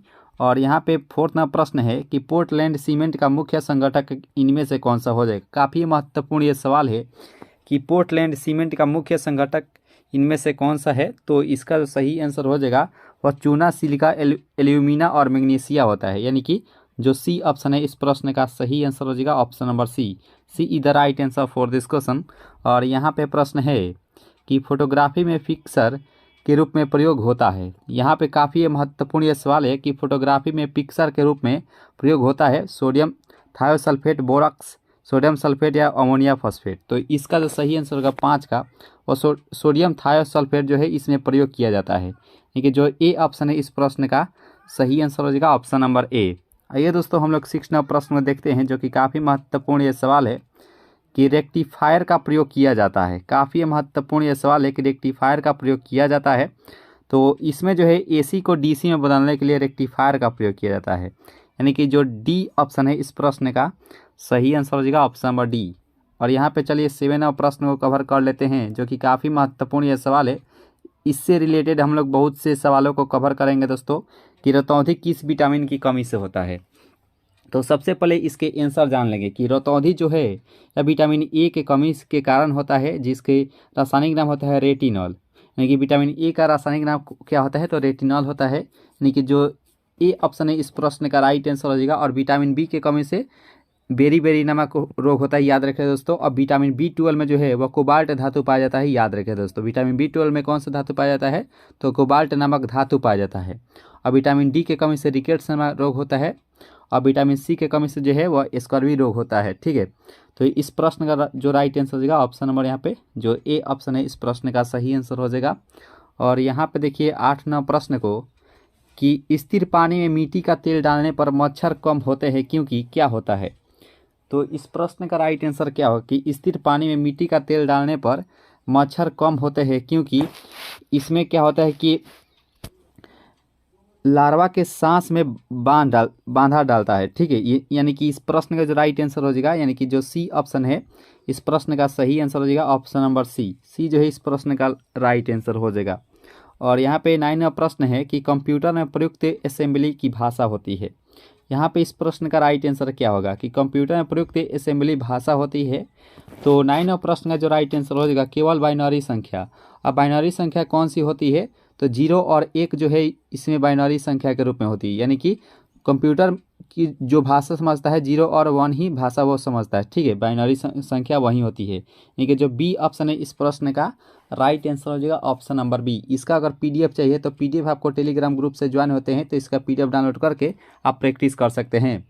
आंसर के साथ आपको ये PDF प्रोवाइड किया जाएगा जहाँ से आप कभी भी जो है PDF डाउनलोड करके प्रैक्टिस कर सकते हैं। और यहाँ पर देखिए प्रश्न को कि इनमें से कौन सा रोग वैक्सीन द्वारा नहीं रोका जा सकता है।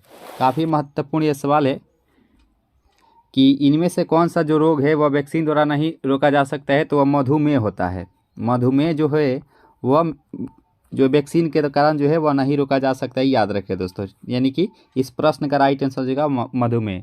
आइए दोस्तों हम लोग 11वां प्रश्न को देखते हैं। और यहाँ पे 11वां प्रश्न है कि स्पॉन्डिलिटिस नामक रोग किस अंग को प्रभावित करता है। तो यहाँ पे फेफड़ा, वृक्क, मेरुदंड या मस्तिष्क गुहा।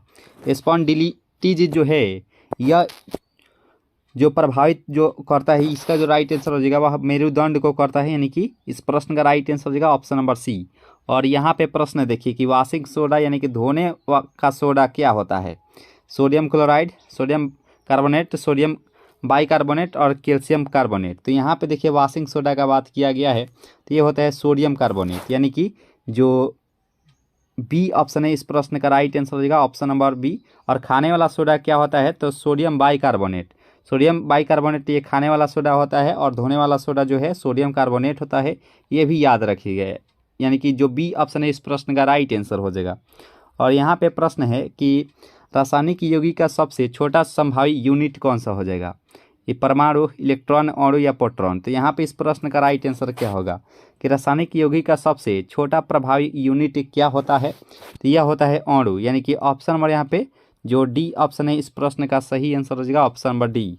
और यहाँ पे 14 नंबर प्रश्न को आप सही से देख सकते हैं स्क्रीन पर, जो कि काफ़ी महत्वपूर्ण ये सवाल है कि फोटोग्राफी के उपयोग हाइपो रासायनिक रूप से क्या होता है, सिल्वर बोरोबाइड यानी कि AgBr, sodium thiosulphate, sodium phosphate या सिल्वर नाइट्रेट। तो यहाँ पे इस प्रश्न का राइट आंसर क्या होगा कि फोटोग्राफी के उपयोगी हाइपो रासायनिक रूप से क्या होता है, तो यह एक प्रकार का सोडियम थायोसल्फेट होता है। यानी कि जो बी ऑप्शन है इस प्रश्न का राइट आंसर हो जाएगा, option number B. B is the right answer for this question. और यहाँ पे देखिए प्रश्न को कि मरकट यानी कि इमर से किससे बनाया जाता है। काफ़ी महत्वपूर्ण यह सवाल है कि मरकट जो है किससे बनाया जाता है, क्या कार्बन, सिलिका, स्वर्ण या बेरिलियम। तो देखिए इसका जो सही आंसर हो जाएगा, यह बेरिलियम से जो है मरकट बनाया जाता है। यानी कि इस प्रश्न का राइट आंसर हो जाएगा, ऑप्शन नंबर सी। सी जो है इस प्रश्न का सही आंसर हो जाएगा।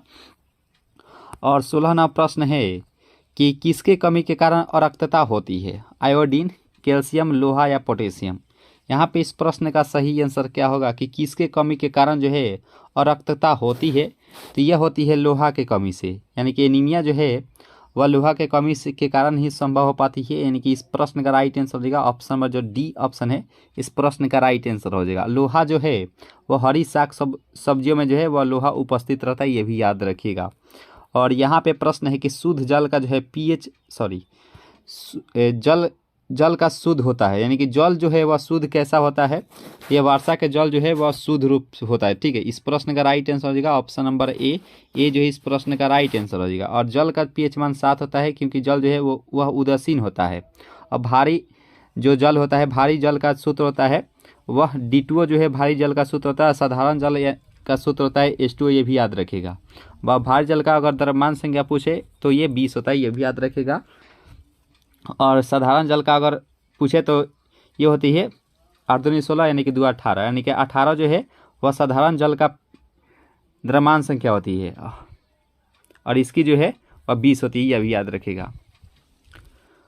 और यहाँ पे 18वां प्रश्न है कि नीली क्रांति किससे संबंधित है, कृषि से, लौह इस्पात, मत्स्य उद्योग या सिंचाई से। तो देखिए नीली क्रांति का बात किया गया है, तो ये नीली क्रांति जो संबंधित होता है वह मत्स्य उद्योग से होती है। यानी कि इस प्रश्न का राइट आंसर हो जाएगा, ऑप्शन नंबर डी। और यहाँ पे 19वां प्रश्न है कि नाइट्रोजन यौगिकीकरण के लिए जिम्मेदार बैक्टीरिया निम्न के जड़ में पाया जाता है। यहाँ पे इस प्रश्न का राइट आंसर क्या होगा कि नाइट्रोजन यौगिकीकरण के लिए जिम्मेदार बैक्टीरिया निम्न के जड़ में पाया जाता है। तो इसका जो सही आंसर हो जाएगा वो हो जाएगा 19 का हो जाएगा, ऑप्शन नंबर सी, CB के पौधे में। यानी कि ऑप्शन नंबर यहाँ पे जो सी ऑप्शन है इस प्रश्न का राइट आंसर हो जाएगा। और एक दोस्तों क्वेश्चन हम लोगों से ज़्यादातर एग्जाम में पूछ लिया जाता है कि दलहनी पौधों के जड़ों में जो है वह कौन सा जीवाणु पाया जाता है। कमेंट बॉक्स में आपका आंसर जरूर ही आना चाहिए कि दलहनी पौधों या पौधों के पेड़ों में जो है वह कौन सा जीवाणु पाया जाता है दलहनी पौधों में, ठीक है, उसके जड़ों में। और यहाँ पे प्रश्न है कि लोहे का सबसे बहुल स्रोत क्या होता है। तो ये हम लोग आसानी वैसे मुँह ज़बानी ही कवर किए थे कि लोहे का सबसे बहुल स्रोत क्या होता है, तो हरी साग सब्जियाँ होती है। यानी कि जो बी ऑप्शन है इस प्रश्न का राइट आंसर हो जाएगा। तो उम्मीद करते हैं आप सभी राइजोबियम बता दिए होंगे, जो कि दलहनी पौधों के जड़ों में जो है वह राइजोबियम नामक जीवाणु पाया जाता है, यह भी याद रखिएगा दोस्तों, ठीक है। और यहाँ पर देखिए प्रश्न को कि TEL पेट्रोल में क्यों मिलाया जाता है, यानी कि टेट्रा एथिल लेड जो है पेट्रोल में क्यों मिलाया जाता है। तो इसका जो सही आंसर हो जाएगा 21 का, वह अस्फोटक रोधी दर बढ़ाने के लिए। यानी कि इस प्रश्न का राइट आंसर हो जाएगा ऑप्शन नंबर यहाँ पे जो डी ऑप्शन है इस प्रश्न का सही आंसर हो जाएगा। और यहाँ पे देखिए प्रश्न को कि मानव शरीर में सबसे प्रचुर तत्व इनमें से कौन सा हो जाएगा। देखिए मानव शरीर में सबसे प्रचुर तत्व इनमें से कौन सा हो जाएगा, तो इसका जो सही आंसर हो जाएगा दोस्तों, तो वह होता है ऑक्सीजन। ऑक्सीजन यानी कि O2 होता है, ये भी याद रखिए दोस्तों। ऑक्सीजन जो है मानव शरीर में सबसे प्रचुर तत्व होता है, ठीक है। ऑक्सीजन जो है इस प्रश्न का राइट आंसर हो जाएगा। चलिए दोस्तों नेक्स्ट प्रश्न को कवर करते हैं। और यहाँ पर देखिए कि मानव रक्त का पीएच मान लगभग कितना होता है। तो मानव रक्त जो होता है वह लगभग जो है क्षारीय स्थिति दर्शाता है। तो क्षारीय में जो है वह 7.4 जो है वह रक्त का पीएच वैल्यू होता है।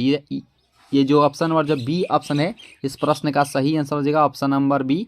यानी कि रक्त जो होता है वह तरल संयोजी ऊतक होता है, यह भी याद रखिएगा। तो जो बी ऑप्शन है इस प्रश्न का राइट आंसर हो जाएगा। और यहाँ पे 24वां प्रश्न है कि किस प्रक्रम द्वारा कर्पूर यानी कि कैंपर आसानी से शुद्ध किया जा सकता है। यानी कि कपूर नहीं होता है, तो ये इसका जो राइट आंसर हो जाएगा यह होता है ऑप्शन नंबर यहाँ पे जो ए है ऊर्ध्वपातन, जो कि राइट आंसर हो जाएगा। कपूर एक ऐसा जो है पदार्थ होता है जो कि ठोस अवस्था में रहते हुए भी ये जब जलता है तो ये सीधे द्रव में न बदलकर ये गैस अवस्था में बदल जाता है, जो कि ऊर्ध्वपातन के कारण ही जो है वह संभव हो पाता है। इस प्रश्न का राइट आंसर हो जाएगा ऑप्शन नंबर ए। और यहाँ पर देखिए प्रश्न होगा कि कार्बन का न्यूनतम प्रतिशत किस में होता है। काफ़ी ये महत्वपूर्ण ये सवाल है कि कार्बन का न्यूनतम प्रतिशत किस में होता है। तो 25वां प्रश्न का जो राइट आंसर हो जाएगा पीटवा लोहा में होता है। यानी कि जो सी ऑप्शन है इस प्रश्न का सही आंसर हो जाएगा ऑप्शन नंबर सी। और जो भी दोस्त नए जुड़ेंगे चैनल से जोड़ ही सब्सक्राइब कर लीजिएगा, वीडियो को जो है लाइक जोड़ ही कर लीजिएगा दोस्तों। और यहाँ पे प्रश्न है कि अत्यधिक आघात वर्ध्य धातु कौन सा हो। यहाँ पे प्लेटिनम, चांदी, सोना या लोहा। तो यहाँ पे इस प्रश्न का राइट आंसर क्या होगा कि अत्यधिक आघातवर्धक धातु कौन सा है। तो 26वां प्रश्न का जो राइट आंसर हो जाएगा वह सोना होता है। सोना जो है इस प्रश्न का राइट आंसर हो जाएगा। सोना जो है मुक्त अवस्था में पाया जाने वाला तत्व होता है जो इसका जो है संचार नहीं हो पाता है। और सोना की बात करें इसकी जो है यह किसी भी तत्व से जो है अभिक्रिया नहीं करता है। इस प्रश्न का राइट आंसर हो जाएगा ऑप्शन नंबर डी। और रक्त में कौन सा तत्व नहीं पाया जाता है। लोहा, तांबा, क्रोमियम या मैग्नीशियम। देखिए रक्त में जो है वह क्रोमियम नामक तत्व नहीं पाया जाता है। इस प्रश्न का जो राइट आंसर हो जाएगा ऑप्शन नंबर डी। डी जो है इस प्रश्न का सही आंसर हो जाएगा। और 28वां प्रश्न आपके सामने है कि आलू के अंकुर उपयोगी है पोषण के लिए, श्वसन के लिए, जनन के लिए, कायिक वर्धन के लिए। तो यहाँ पे प्रश्न है कि आलू के अंकुर उपयोगी होते हैं, ये होते हैं जनन के लिए। यानी कि जो सी ऑप्शन है इस प्रश्न का सही आंसर हो जाएगा option number C. C is the right answer for this question. Session अगर अच्छी लग रही हो तो लाइक जोड़ ही कीजिएगा दोस्तों। और चैनल पर अगर नए जोड़े हैं तो जोड़ ही सब्सक्राइब भी कर लीजिएगा दोस्तों। इसका अगर पीडीएफ चाहिए तो पीडीएफ आपको टेलीग्राम ग्रुप से ज्वाइन होते हैं तो पीडीएफ आप डाउनलोड करके आप कभी प्रैक्टिस कर सकते हैं। टेलीग्राम ग्रुप का जो लिंक है इसी वीडियो के नीचे डिस्क्रिप्शन बॉक्स में दिया गया है। 29वां प्रश्न आपके सामने है कि निम्न में से किस पौधे के वृद्धि में सबसे कम जल की आवश्यकता होती है। बबूल, यूकेलिप्टस, अमरूद या आम। तो इसका जो सही आंसर रहेगा 29 का वह होते हैं बबूल के पेड़। यानी कि ऑप्शन 1 यहाँ पे जो ए ऑप्शन है इस प्रश्न का राइट आंसर हो जाएगा ऑप्शन नंबर ए। ए जो है इस प्रश्न का सही आंसर हो जाएगा। और यहाँ पे प्रश्न है कि विद्युत चुंबक के रूप में सामान्यतः किस धातु का उपयोग किया जाता है। नरम लोहा यानी कि सॉफ्ट आयरन, कोबाल्ट, निकेल या तांबा। तो यहाँ पे इस प्रश्न का राइट आंसर क्या होगा कि विद्युत चुंबक के रूप में सामान्यतः किस धातु का उपयोग किया जाता है। तो इसमें जो है नरम लोहा का उपयोग किया जाता है। यानी कि जो बी ऑप्शन है इस प्रश्न का राइट आंसर हो जाएगा option number B. B is the right answer for this question. और यहाँ पे प्रश्न है कि गोबर गैस का प्रमुख अवयव इनमें से कौन सा हो जाएगा। यहाँ पे गोबर गैस का बात किया गया तो मीथेन, इथेन, क्लोरीन या प्रोपेन। तो यहाँ पे इस प्रश्न को देखते ही आपका आंसर आएगा ऑप्शन नंबर ए, जो कि बिल्कुल ही सही आंसर हो जाएगा ऑप्शन नंबर ए। ए जो है इस प्रश्न का राइट आंसर हो जाएगा। और मीथेन की बात करें तो धान के खेत जो होती है, धान के खेत से कौन सी गैस निकलती है। तो मीथेन नामक गैस ही निकलती है। और गोल्डन राइस में कौन सा विटामिन पाया जाता है। कमेंट बॉक्स से आपका आंसर जरूर ही आना चाहिए दोस्तों कि गोल्डन राइस में जो है वह कौन सा विटामिन पाया जाता है। ये भी याद रखिएगा कि गोल्डन राइस में जो भी दोस्त विटामिन ए बता रहे हैं वह बिल्कुल ही सही आंसर हो जाएगा। गोल्डन राइस में जो है विटामिन ए पाया जाता है, यह भी याद रखिएगा दोस्तों। और धान के खेत से जो गैसें निकलती है वह मीथेन नामक गैस होती है। और गोबर गैस का प्रमुख अवयव मीथेन ही होता है, ये भी याद रखिएगा दोस्तों, ठीक है। और मीथेन का सूत्र CH4 भी होता है, ये भी याद रखिएगा। और यहाँ पे प्रश्न है कि आइसक्रीम में जिलेटिन क्यों मिलाया जाता है।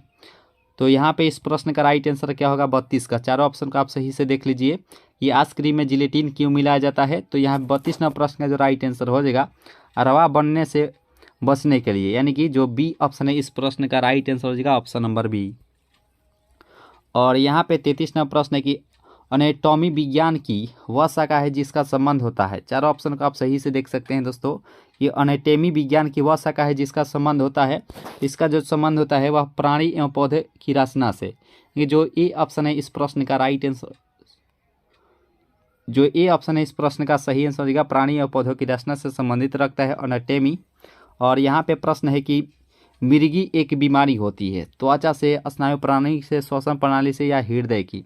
यहाँ पे मिर्गी एक बीमारी होती है तो ये होती है स्नायु प्रणाली की, यानी कि जो बी ऑप्शन है इस प्रश्न का सही आंसर हो जाएगा option number B. B is the right answer for this question. का सबसे पहले वर्गीकरण किया था रदरफोर्ड, डोबेर, रेनर, मेंडलीफ या डी है इनमें से कोई नहीं। तो आपसे भी अधिक से अधिक आंसर देने का प्रयास कीजिएगा। तो देखिए तत्वों का जो सबसे पहले वर्गीकरण जो किया गया था वह डोबेरेनर के द्वारा जो है वह किया गया था, जो कि ऑप्शन नंबर बी इसका राइट आंसर हो जाएगा। B is the right answer for this question.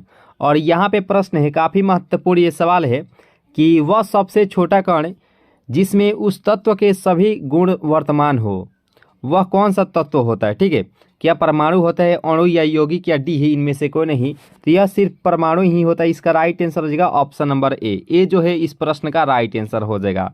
और यहाँ पे प्रश्न है कि किसी तत्व के गुणों को प्रदर्शित करता है, तो यह इसका राइट आंसर क्या होगा कि किसी तत्व के गुणों को कौन सा जो है वह प्रदर्शित करता है। क्या परमाणु क्रमांक होता है या परमाणु भार होते हैं या अणु भार या तुल्यांकी भार होता है।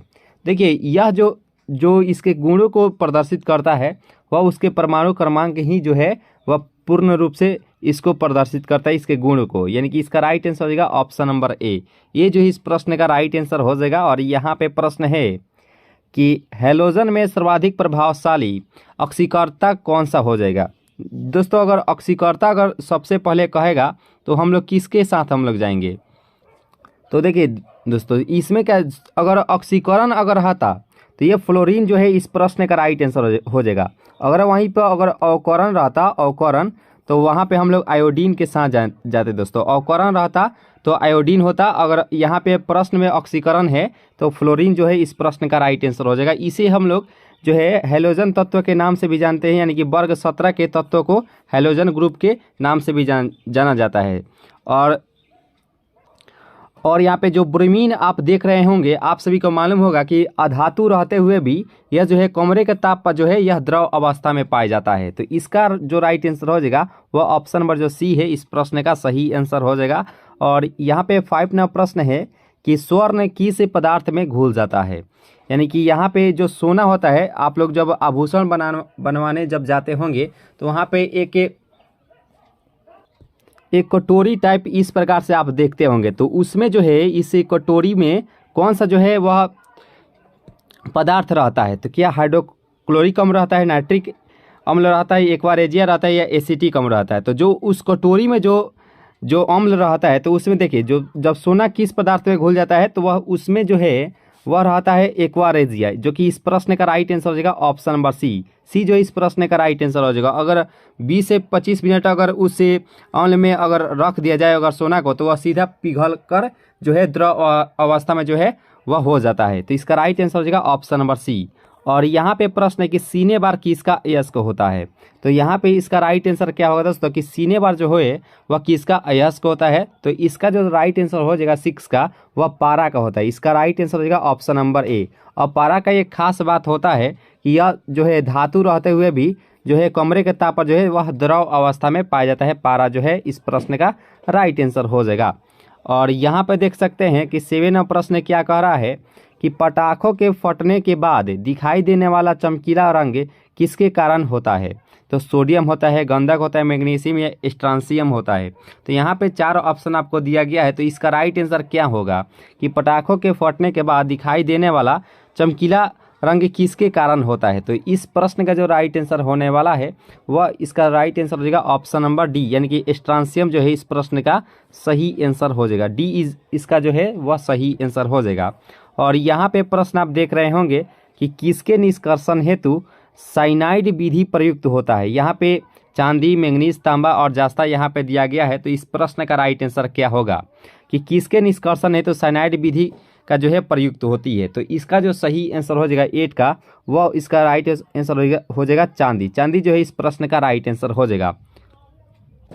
और यहाँ पे चांदी की एक खास बात होती है, यह विद्युत का सबसे अच्छा चालक भी होता है। विद्युत का जो है वह सबसे अच्छा जो चालक होता है वह चांदी ही होता है, याद रखिएगा। तो इस प्रश्न का राइट आंसर हो जाएगा ऑप्शन नंबर ए।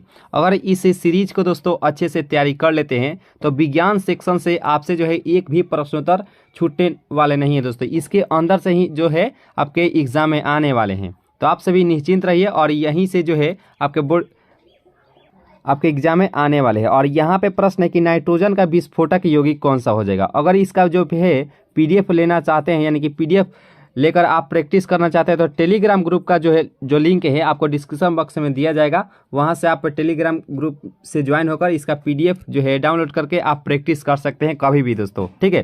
तो आप पीडीएफ जरूर ही डाउनलोड करके प्रैक्टिस कर लीजिएगा। इससे क्या होगा कि आपको 100 to 100% जो है आपको याद हो जाएगा। और यहाँ पे प्रश्न था कि नाइट्रोजन का विस्फोटक यौगिक इनमें से कौन सा हो जाएगा।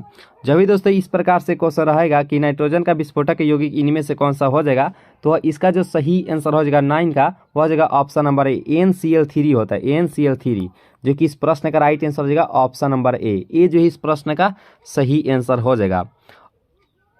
और ये क्वेश्चन जो है वह एग्जाम में पूछा जाता है कि विद्युत हीटर में जो है, विद्युत हीटर में वह किस तार का जो है वह प्रयुक्त किया जाता है, हीटर में जो है वह किस तार का प्रयुक्त किया जाता है। कमेंट बॉक्स में आपका आंसर जरूर ही आना चाहिए कि विद्युत हीटर में किस तार का जो है वह प्रयुक्त किया जाता है। और यहाँ पे 10वां प्रश्न भी आपके सामने आ चुका है कि हवा के वास्तविक जलवाष्प की मात्रा को क्या कहते हैं। तो यहाँ पे इसका राइट आंसर क्या होगा दोस्तों कि हवा के वास्तविक जलवाष्प की मात्रा को क्या कहते हैं। तो इसका 10 का राइट आंसर जो हो जाएगा वह परम आर्द्रता कहते हैं। इसका जो सही आंसर हो जाएगा वह ऑप्शन में जो यहाँ पे जो डी है इस प्रश्न का राइट आंसर हो जाएगा। और यहाँ पे प्रश्न है कि मानव निर्मित प्रथम रेशा कौन सा था, यानी कि जो मानव के द्वारा जो निर्मित किया गया था रेशा वह इनमें से कौन सा हो जाएगा। तो इसका जो सही आंसर हो जाएगा 11th का, वह हो जाएगा नाइलॉन। नाइलॉन जो है इस प्रश्न का सही आंसर हो जाएगा, जो बी ऑप्शन है इस प्रश्न का राइट आंसर हो जाएगा। और यहाँ पे 150 डिग्री सेल्सियस तक गर्म होने पर यूरिया देता है। आपको याद होगा कि सबसे पहले जो है वह यूरिया का जो है वह प्रयोगशाला में ज्ञात किया गया था दोस्तों, याद रखिएगा। यूरिया का जो है सबसे पहले प्रयोगशाला में ज्ञात किया गया था। और यहाँ पे इसका राइट आंसर क्या होगा कि 150 डिग्री सेल्सियस तक गर्म होने पर यूरिया देता है। तो इसका जो सही आंसर हो जाएगा 12 का, वह वायुरेट जो है इस प्रश्न का राइट आंसर हो जाएगा, जो कि डी जो है इस प्रश्न का सही आंसर हो जाएगा। और यहाँ पे प्रश्न है कि रेडियोथेरेपी में उपयोग होने वाले नोबल गैस इनमें से कौन सा हो जाएगा। यहाँ पे इस प्रश्न का राइट आंसर क्या होगा कि रेडियोथेरेपी में उपयोग होने वाली नोबल गैस इनमें से कौन सा हो जाएगा। तो इसका जो सही आंसर हो जाएगा यहाँ पे 13वां प्रश्न का, वह हो जाएगा ऑप्शन नंबर बी, यानी कि रेडॉन जो है इस प्रश्न का सही आंसर हो जाएगा। जो यहाँ पे जो बी ऑप्शन है इस प्रश्न का राइट आंसर हो जाएगा।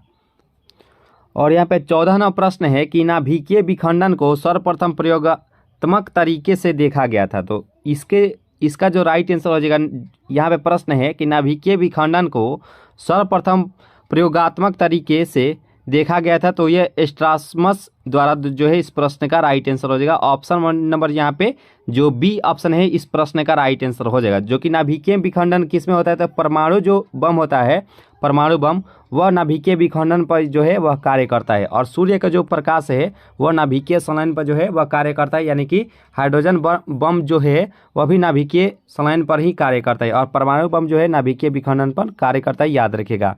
तो इस प्रश्न का जो राइट आंसर हो जाएगा ऑप्शन नंबर बी। और यहाँ पे 15वां प्रश्न है कि जास्ता जो है निम्न मिश्र धातु में उपस्थित नहीं है। यहाँ पे उपस्थित नहीं पूछा गया है। तो यहाँ पे इसका जो सही आंसर हो जाएगा वह इसका राइट आंसर हो जाएगा कांसा। कांसा जो है इस प्रश्न का राइट आंसर हो जाएगा। 15वां प्रश्न का जो राइट आंसर हो जाएगा वह हो जाएगा ऑप्शन नंबर बी।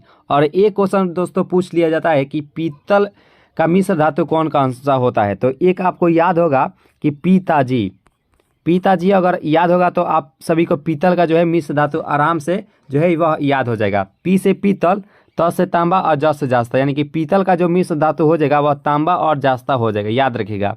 तो पी से पीतल, त से तांबा और ज से जास्ता, यानी कि पीतल का जो मिश्र धातु हो जाएगा वह तांबा और जास्ता ही होता है, याद रखिएगा। और यहाँ पे प्रश्न है 16वां प्रश्न आप देख रहे होंगे स्क्रीन पर, जो कि काफ़ी महत्वपूर्ण ये सवाल है कि निम्न में सर्वाधिक परिस्थिति अनुकूलन ईंधन कौन सा हो जाएगा। तो यहाँ पे इसका राइट आंसर क्या होगा दोस्तों कि सर्वाधिक पारिस्थितिक अनुकूलन ईंधन इनमें से कौन सा हो जाएगा।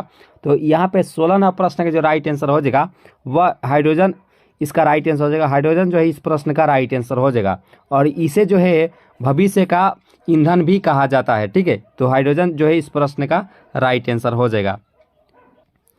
और यहाँ पे 17 नंबर प्रश्न भी आप सभी के सामने उपस्थित हो चुका है कि त्वरित चालक निर्मित होते हैं तांबा से, एल्यूमिनियम से, लोहा से या इस्पात से। तो यहाँ पे बताना है कि त्वरित चालक जो है वह निर्मित होते हैं।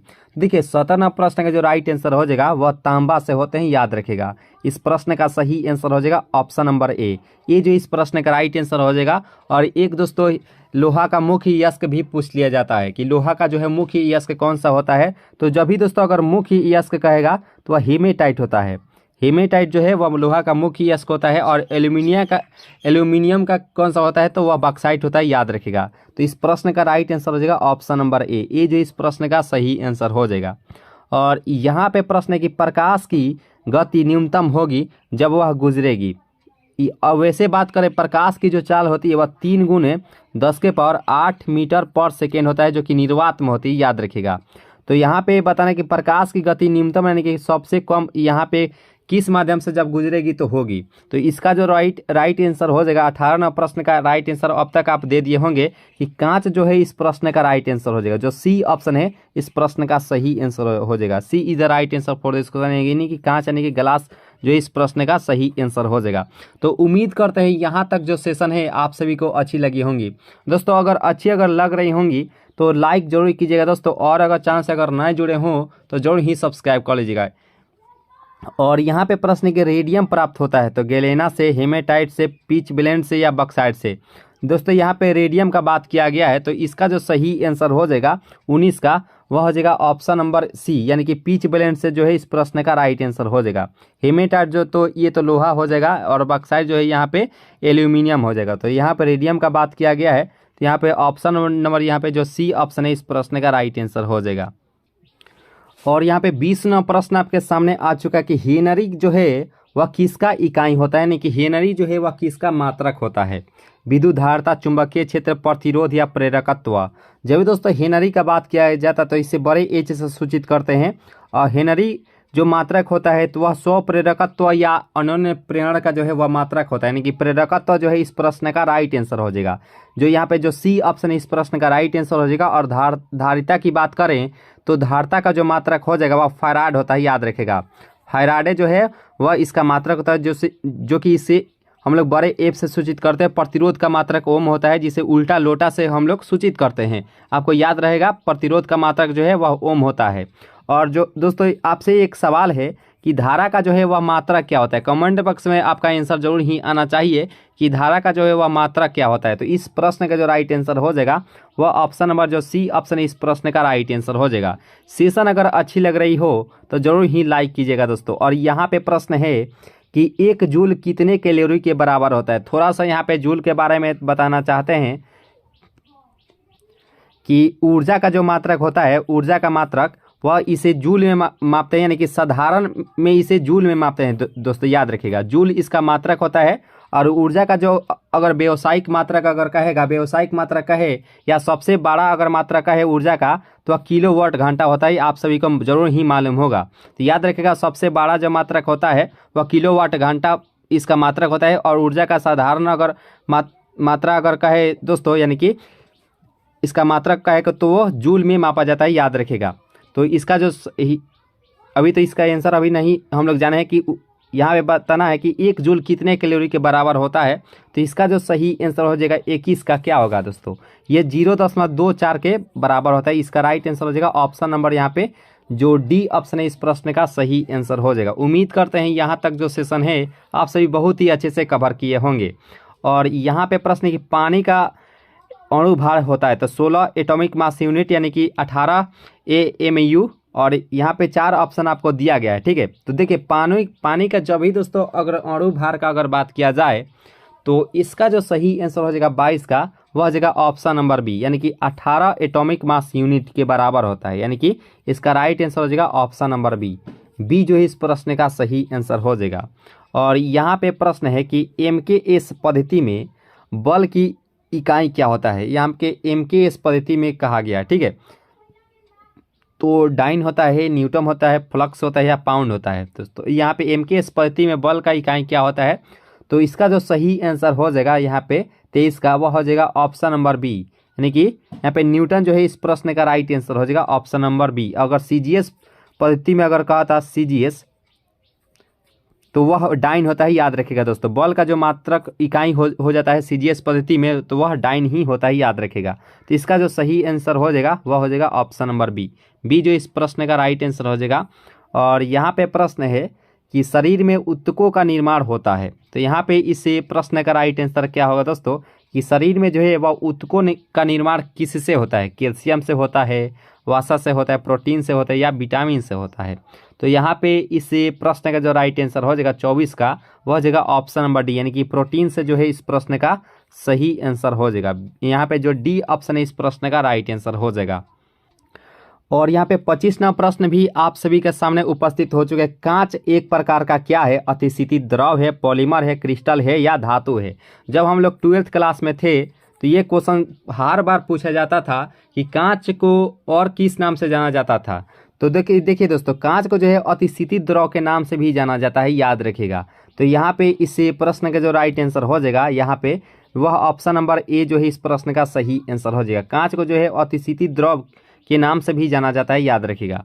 तो यहाँ पे जो ए ऑप्शन है इस प्रश्न का राइट आंसर हो जाएगा। और यहाँ पे 26वां प्रश्न है कि इंटीग्रेटेड सर्किट चिप पर किसकी परत होती है, तो सिलिकॉन की, निकिल की, कॉपर की या आयरन की। तो इंटीग्रेटेड सर्किट चिप पर जो है किसकी परत होती है, तो यहाँ पे इसका जो सही आंसर हो जाएगा 26 का, वह हो जाएगा सिलिकॉन की होती है, याद रखिएगा। इसका जो राइट आंसर हो जाएगा ऑप्शन नंबर यहाँ पे जो ए ऑप्शन इस प्रश्न का सही आंसर हो जाएगा। सेशन अगर अच्छी लग रही हो तो लाइक जरूर ही कीजिएगा, और अगर चैनल से अगर नए जुड़े हो तो जरूर ही सब्सक्राइब कर लीजिएगा। इसका जो PDF है आपको टेलीग्राम ग्रुप से ज्वाइन होते हैं तो आपको PDF ये मिल जाएगा दोस्तों आंसर की के साथ, जहां से आप डाउनलोड करके आप प्रैक्टिस कर सकते हैं कभी भी दोस्तों। टेलीग्राम का जो लिंक है वह इसी वीडियो के नीचे डिस्क्रिप्शन बॉक्स में दिया गया है। और यहाँ पे प्रश्न है कि चुंबकीय डिस्क पर किस पदार्थ की परत होती है। यहाँ पे इस प्रश्न का राइट आंसर क्या होगा दोस्तों, कि चुंबकीय डिस्क पर जो है वह किस पदार्थ की जो है वह परत होती है। तो 27वां प्रश्न का जो राइट आंसर हो जाएगा वह आयरन ऑक्साइड की ही होती है, याद रखिएगा। इसका जो राइट आंसर हो जाएगा वह राइट आंसर हो जाएगा ऑप्शन नंबर ए। और यहाँ पे पीयूष ग्रंथि स्थित होता है, ये सभी को मालूम होगा कि पीयूष ग्रंथि जो स्थित रहता है वह सभी को मालूम होगा कि वह इसका राइट आंसर हो जाएगा ऑप्शन नंबर बी, यानी कि सिर में जो है वह उपस्थित रहता है। जो कि मान लीजिए ये हमारा सिर है तो वह पीछे जो है वह पीयूष ग्रंथि जो है वह उपस्थित रहता है, ठीक है। इसका जो राइट आंसर हो जाएगा ऑप्शन नंबर बी दोस्तों। इसे पीयूष ग्रंथि के जो है वह मास्टर ग्लैंड के नाम से भी जाना जाता है, यानी कि मास्टर ग्रंथि के भी नाम से जाना जाता है, याद रखिएगा दोस्तों। इसका राइट आंसर हो जाएगा ऑप्शन नंबर बी। और यहाँ पे 29वां प्रश्न है कि विटामिन ई की कमी से होता है। तो इससे रिलेटेड हम लोग 5 से 6 हम लोग जानेंगे दोस्तों विटामिन की कमी से, दोस्तों याद रखिएगा। देखिए यहाँ पे विटामिन ई की बात करें तो ये इसका जो राइट आंसर हो जाएगा वह नपुंसकता होता है, यानी कि नहीं होता है कि बांझपन, इसे नपुंसकता यानी कि बांझपन इसे कहते हैं दोस्तों, याद रखिए दोस्तों बांझपन। और इसका जो राइट आंसर हो जाएगा वह ऑप्शन नंबर यहाँ पे जो डी ऑप्शन है इस प्रश्न का राइट आंसर हो जाएगा। और बेरी किसके कमी से होता है, तो विटामिन बी के कमी से होता है बेरी दोस्तों, याद रखेगा। और रतौंधी किसके कारण होता है, तो विटामिन ए के कमी से रतौंधी होता है। और रिकेट्स किसके कारण होता है, तो विटामिन डी के कमी से जो है वह जो है रिकेट्स होता है। और एक क्वेश्चन पूछा जाता है कि रक्त का थाका होना वह किस विटामिन की कमी से होता है, तो विटामिन के कमी से, याद रखेगा।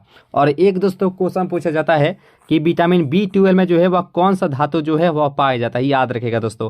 कमेंट बॉक्स से आप जरूर ही बताने का प्रयास कीजिएगा कि विटामिन B12 में जो है वह कौन सा जो है वह धातु पाया जाता है, जल्दी से कमेंट करने का प्रयास कीजिएगा। तो इस प्रश्न का जो राइट आंसर हो जाएगा विटामिन ई की कमी से जो होता है वह नपुंसकता होता है। इसका राइट आंसर हो जाएगा ऑप्शन नंबर डी। नपुंसकता का है या बांझपन का है, दोनों सेम ही होता है। इसका राइट आंसर हो जाएगा ऑप्शन नंबर डी। और यहाँ पे प्रश्न है कि प्रति सेकेंड एक रेडियम कितने RPM के बराबर होता है। तो यहाँ पे 30वां प्रश्न का राइट आंसर क्या होगा दोस्तों, कि प्रति सेकेंड एक रेडियम कितने RPM के बराबर होता है। तो यहाँ पे 30वां प्रश्न का जो राइट आंसर हो जाएगा वह जाएगा ऑप्शन नंबर बी, यानी कि 9.549 होता है, यानी कि इसका राइट आंसर हो जाएगा ऑप्शन नंबर बी।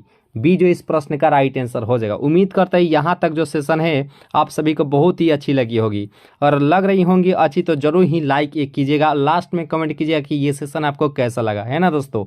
और यहाँ पे प्रश्न है कि FIR में आई अक्षर का घोतक क्या होता है, यानी कि आई अक्षर का जो है वह अर्थ क्या होता है। तो यहाँ पे आई अक्षर का जो अर्थ होता है, यहाँ पे इसका जो राइट आंसर हो जाएगा 31 का, वह इंफॉर्मेशन होता है। इसका राइट आंसर हो जाएगा ऑप्शन नंबर ए। और यहाँ पे प्रश्न है कि भारत का प्रथम परमाणु रिएक्टर किस नाम से जाना जाता है। तो सभी को मालूम होगा कि भारत का जो प्रथम परमाणु रिएक्टर का जो है नाम वह किस नाम से जाना जाता है। तो इसका जो सही आंसर हो जाएगा 32 का हो जाएगा अप्सरा जो है इस प्रश्न का राइट आंसर हो जाएगा ऑप्शन नंबर बी। बी जो इस प्रश्न का राइट आंसर हो जाएगा। और यहाँ पे प्रश्न है कि श्यानता की SI यूनिट क्या होती है। तो यहाँ पे श्यानता का जो है SI इकाई यहाँ पे पूछा गया है। तो सभी को मालूम होगा कि पोइज में इसका मात्रक होता है। इसका राइट आंसर हो जाएगा ऑप्शन नंबर ए। ए जो है इस प्रश्न का राइट आंसर हो जाएगा। और पास्कल किसका होता है, तो दाब का जो मात्रक होता है वह पास्कल में मापा जाता है, याद रखिएगा। तो इसका इस प्रश्न का जो राइट आंसर हो जाएगा वह ऑप्शन नंबर यहाँ पे जो ए ऑप्शन है इस प्रश्न का सही आंसर हो जाएगा। और यहाँ पे प्रश्न है कि कौन जो है अचुंबकीय पदार्थ है। तो यहाँ पे अचुंबकीय पदार्थ है पूछा गया है। तो ये पीतल के साथ हम लोग जाएंगे जो कि इस प्रश्न का राइट आंसर हो जाएगा। अगर वहीं पे कहता कि लोहा, इसमें से कौन सा जो है पदार्थ है वह लौह चुंबकीय पदार्थ है, तो लोहा निकेल कोबाल्ट होता है, याद रखेगा दोस्तों। यानी कि लोहा यानी कि Fe, Ni और CO, लोहा निकेल कोबाल्ट जो है वह लौह चुंबकीय पदार्थ होता है, याद रखें। यानी फेरोमैग्नेटिक सब्सटेंस होते हैं। इस प्रश्न का राइट आंसर हो जाएगा अचुंबकीय पदार्थ यहाँ पे पूछा गया है। तो इसका राइट आंसर हो जाएगा ऑप्शन नंबर डी। पीतल जो है इस प्रश्न का राइट आंसर हो जाएगा। और यहाँ पे विकास का प्रारंभिक बल इनमें से कौन सा हो जाएगा। यहाँ पे 4 ऑप्शन आपको दिया गया है। चारों ऑप्शन में से कौन सा जो ऑप्शन है वह सही आंसर हो जाएगा कि विकास का प्रारंभिक बल इनमें से कौन सा हो जाएगा। देखिए 35 नंबर प्रश्न का जो राइट आंसर हो जाएगा, उम्मीद करते हैं आप सभी जो है ऑप्शन नंबर बी को बताए हैं, जो कि बिल्कुल ही सही आंसर हो जाएगा। यानी प्राकृतिक वर्ण जो है इस प्रश्न का राइट आंसर हो जाएगा। और एक दोस्तों क्वेश्चन पूछ लिया जाता है एग्जाम में कि आनुवंशिकी के पिता किसे कहा जाता है। जल्दी से कमेंट करके बताने का प्रयास कीजिएगा। जितने भी क्वेश्चंस आज हम पूछे हैं वो सभी क्वेश्चंस का आंसर आप कमेंट बॉक्स में जरूर ही देने का प्रयास कीजिएगा। तो अभी पूछा गया है कि आनुवंशिकी के पिता किसे कहा जाता है। दोस्तों कमेंट बॉक्स में जल्दी से बताने का प्रयास कीजिएगा। और यहाँ पे प्रश्न है कि इनमें से कौन सा जो कण है परमाणु में नहीं होता है। देखिए परमाणु के, तो यहाँ पे परमाणु में कौन सा जो है वह नहीं होता है। तो परमाणु में मान लीजिए परमाणु है और नाभिक में ये हम बताना चाहते हैं, ठीक है। तो परमाणु में इलेक्ट्रॉन भी होता है, इलेक्ट्रॉन इसके चारों तरफ चक्कर लगाता है। और जो नाभिक होता है इसमें प्रोटॉन और न्यूट्रॉन होता है। लेकिन न्यूट्रिनो कहाँ होता है दोस्तों। तो इसका जो राइट आंसर हो जाएगा वह ऑप्शन नंबर यहाँ पे जो डी ऑप्शन है इस प्रश्न का राइट आंसर हो जाएगा। डी जो है इस प्रश्न का राइट आंसर हो जाएगा। और परमाणु के जो नाभिक होता है हमेशा पॉजिटिव ही होता है, क्योंकि इसमें प्रोटॉन और न्यूट्रॉन ही शामिल होते हैं, याद रखिएगा। और इलेक्ट्रॉन जो है इस पर चारों तरफ चक्कर लगाता है। और इस इलेक्ट्रॉन का जो मान होता है 1.6 × 10 के पावर -19 कूलम होता है, याद रखिएगा दोस्तों। ये इलेक्ट्रॉन जो आवेश होता है, आवेश वह इसका राइट आंसर हो जाएगा, ठीक है। इलेक्ट्रॉन और प्रोटॉन के लिए पॉजिटिव होता है, न्यूट्रॉन पर तो कोई आवेश ही नहीं होता है, और प्रोटॉन के लिए पॉजिटिव होता है, याद रखिएगा। तो इस प्रश्न का जो राइट आंसर हो जाएगा न्यूट्रिनो जो है इस प्रश्न का सही आंसर हो जाएगा डी। और डायनेमो का कार्य सिद्धांत आधारित होता है। यहाँ पे काफ़ी महत्वपूर्ण ये सवाल है कि डायनेमो का सिद्धांत आधारित होता है। तो यहाँ पे 4 ऑप्शन आपको दिया गया है, इसका राइट आंसर क्या होगा। देखिए 37 नंबर प्रश्न का जो राइट आंसर हो जाएगा और फैराडे का नियम इस प्रश्न का राइट आंसर हो जाएगा ऑप्शन नंबर यहाँ पे जो बी ऑप्शन है इस प्रश्न का सही आंसर हो जाएगा। जो बी ऑप्शन है इस प्रश्न का राइट आंसर हो जाएगा। और यहाँ पे प्रश्न है कि आइंस्टीन समीकरण E = mc² में C कौन क्या दर्शाता है। यहाँ पे C यहाँ पे बताना है कि C जो है वह इनमें से क्या दर्शाता है। तो इसका जो सही आंसर हो जाएगा 38 का वो हो जाएगा ऑप्शन नंबर बी, प्रकाश का वेग। इसमें प्रकाश का जो वेग होता है यानी कि चाल, यहाँ पे हम लोग जब न्यूमेरिकल सवाल बनाते थे तो उसमें इसमें प्रकाश की जो चाल है वह 3 × 10 के पावर 8 मीटर पर सेकेंड ही इसमें लिया जाता है, ठीक है। तो यहाँ पे इस प्रश्न का राइट आंसर हो जाएगा ऑप्शन नंबर यहाँ पे जो बी ऑप्शन है इस प्रश्न का सही आंसर हो जाएगा। और एम जो है वह मास होता है यानी कि द्रव्यमान होता है, याद रखिएगा। तो इसका राइट आंसर हो जाएगा ऑप्शन नंबर बी। और यहाँ पे प्रश्न है कि प्रथम बार मंगल ग्रह पर उतरने वाला अंतरिक्ष यान इनमें से कौन सा हो जाएगा। तो आप सभी को मालूम होगा कि कि प्रथम बार मंगल ग्रह पर उतरने वाला अंतरिक्ष यान इनमें से कौन सा हो जाएगा। तो इसका जो सही आंसर हो जाएगा यहाँ पे 39 का, वो हो जाएगा ऑप्शन नंबर सी, यानी कि पाथ फाइंडर जो है इस प्रश्न का सही आंसर हो जाएगा। और मंगल ग्रह का मात्र 2 ही उपग्रह है, फबोस और डिबोस होता है, याद रखिएगा दोस्तों। मंगल ग्रह के 2 मात्र उपग्रह ही होता है, याद रखिएगा, फबोस और डिबोस, याद रखिएगा। और यहाँ पे प्रश्न है कि 1 पाउंड में कितना आउंस होता है। यहाँ पे इस प्रश्न का राइट आंसर क्या होगा कि 1 पाउंड में कितना आउंस होता है। तो यहाँ पे 40 ना प्रश्न का जो राइट आंसर हो जाएगा वो हो जाएगा ऑप्शन नंबर डी जो है इस प्रश्न का 16 जो है इस प्रश्न का राइट आंसर हो जाएगा ऑप्शन नंबर डी। और यहाँ पे प्रश्न है कि 1 लीटर बराबर कितना गैलन होता है। तो यहाँ पे 41 ना प्रश्न का राइट आंसर क्या होगा कि 1 लीटर बराबर कितना गैलन होता है। तो यहाँ पे 41 ना प्रश्न का राइट आंसर हो जाएगा ऑप्शन नंबर ए जो इस प्रश्न का सही आंसर हो जाएगा, यानी कि 0.2642 गैलन ही होता है। इसका राइट आंसर हो जाएगा ऑप्शन नंबर ए। और यहाँ पे प्रश्न है कि द्रवों की श्यानता को मापने वाला यंत्र क्या कहलाता है। यहाँ पे इसका राइट आंसर क्या होगा दोस्तों कि द्रवों की श्यानता को मापने वाला यंत्र क्या कहलाता है। तो इसका जो सही आंसर हो जाएगा 42 का, वह हो जाएगा ऑप्शन नंबर बी, यानी कि 20 को मीटर जो है इस प्रश्न का सही आंसर हो जाएगा ऑप्शन नंबर बी जो है इस प्रश्न का राइट आंसर हो जाएगा दोस्तों। तो इस प्रकार से इस महत्वपूर्ण सेशन को यहीं पे खत्म किया जाता है। और लास्ट में जरूर कमेंट कीजिएगा कि ये सेशन आपको कैसा लगा। तो मिलेंगे नेक्स्ट क्लास में नई उम्मीदों के साथ। तो हंसते रहिए और मुस्कुराते रहिए और अपनी तैयारी को जो है मजबूत करते रहिए। अभी के लिए दोस्तों, जय हिंद।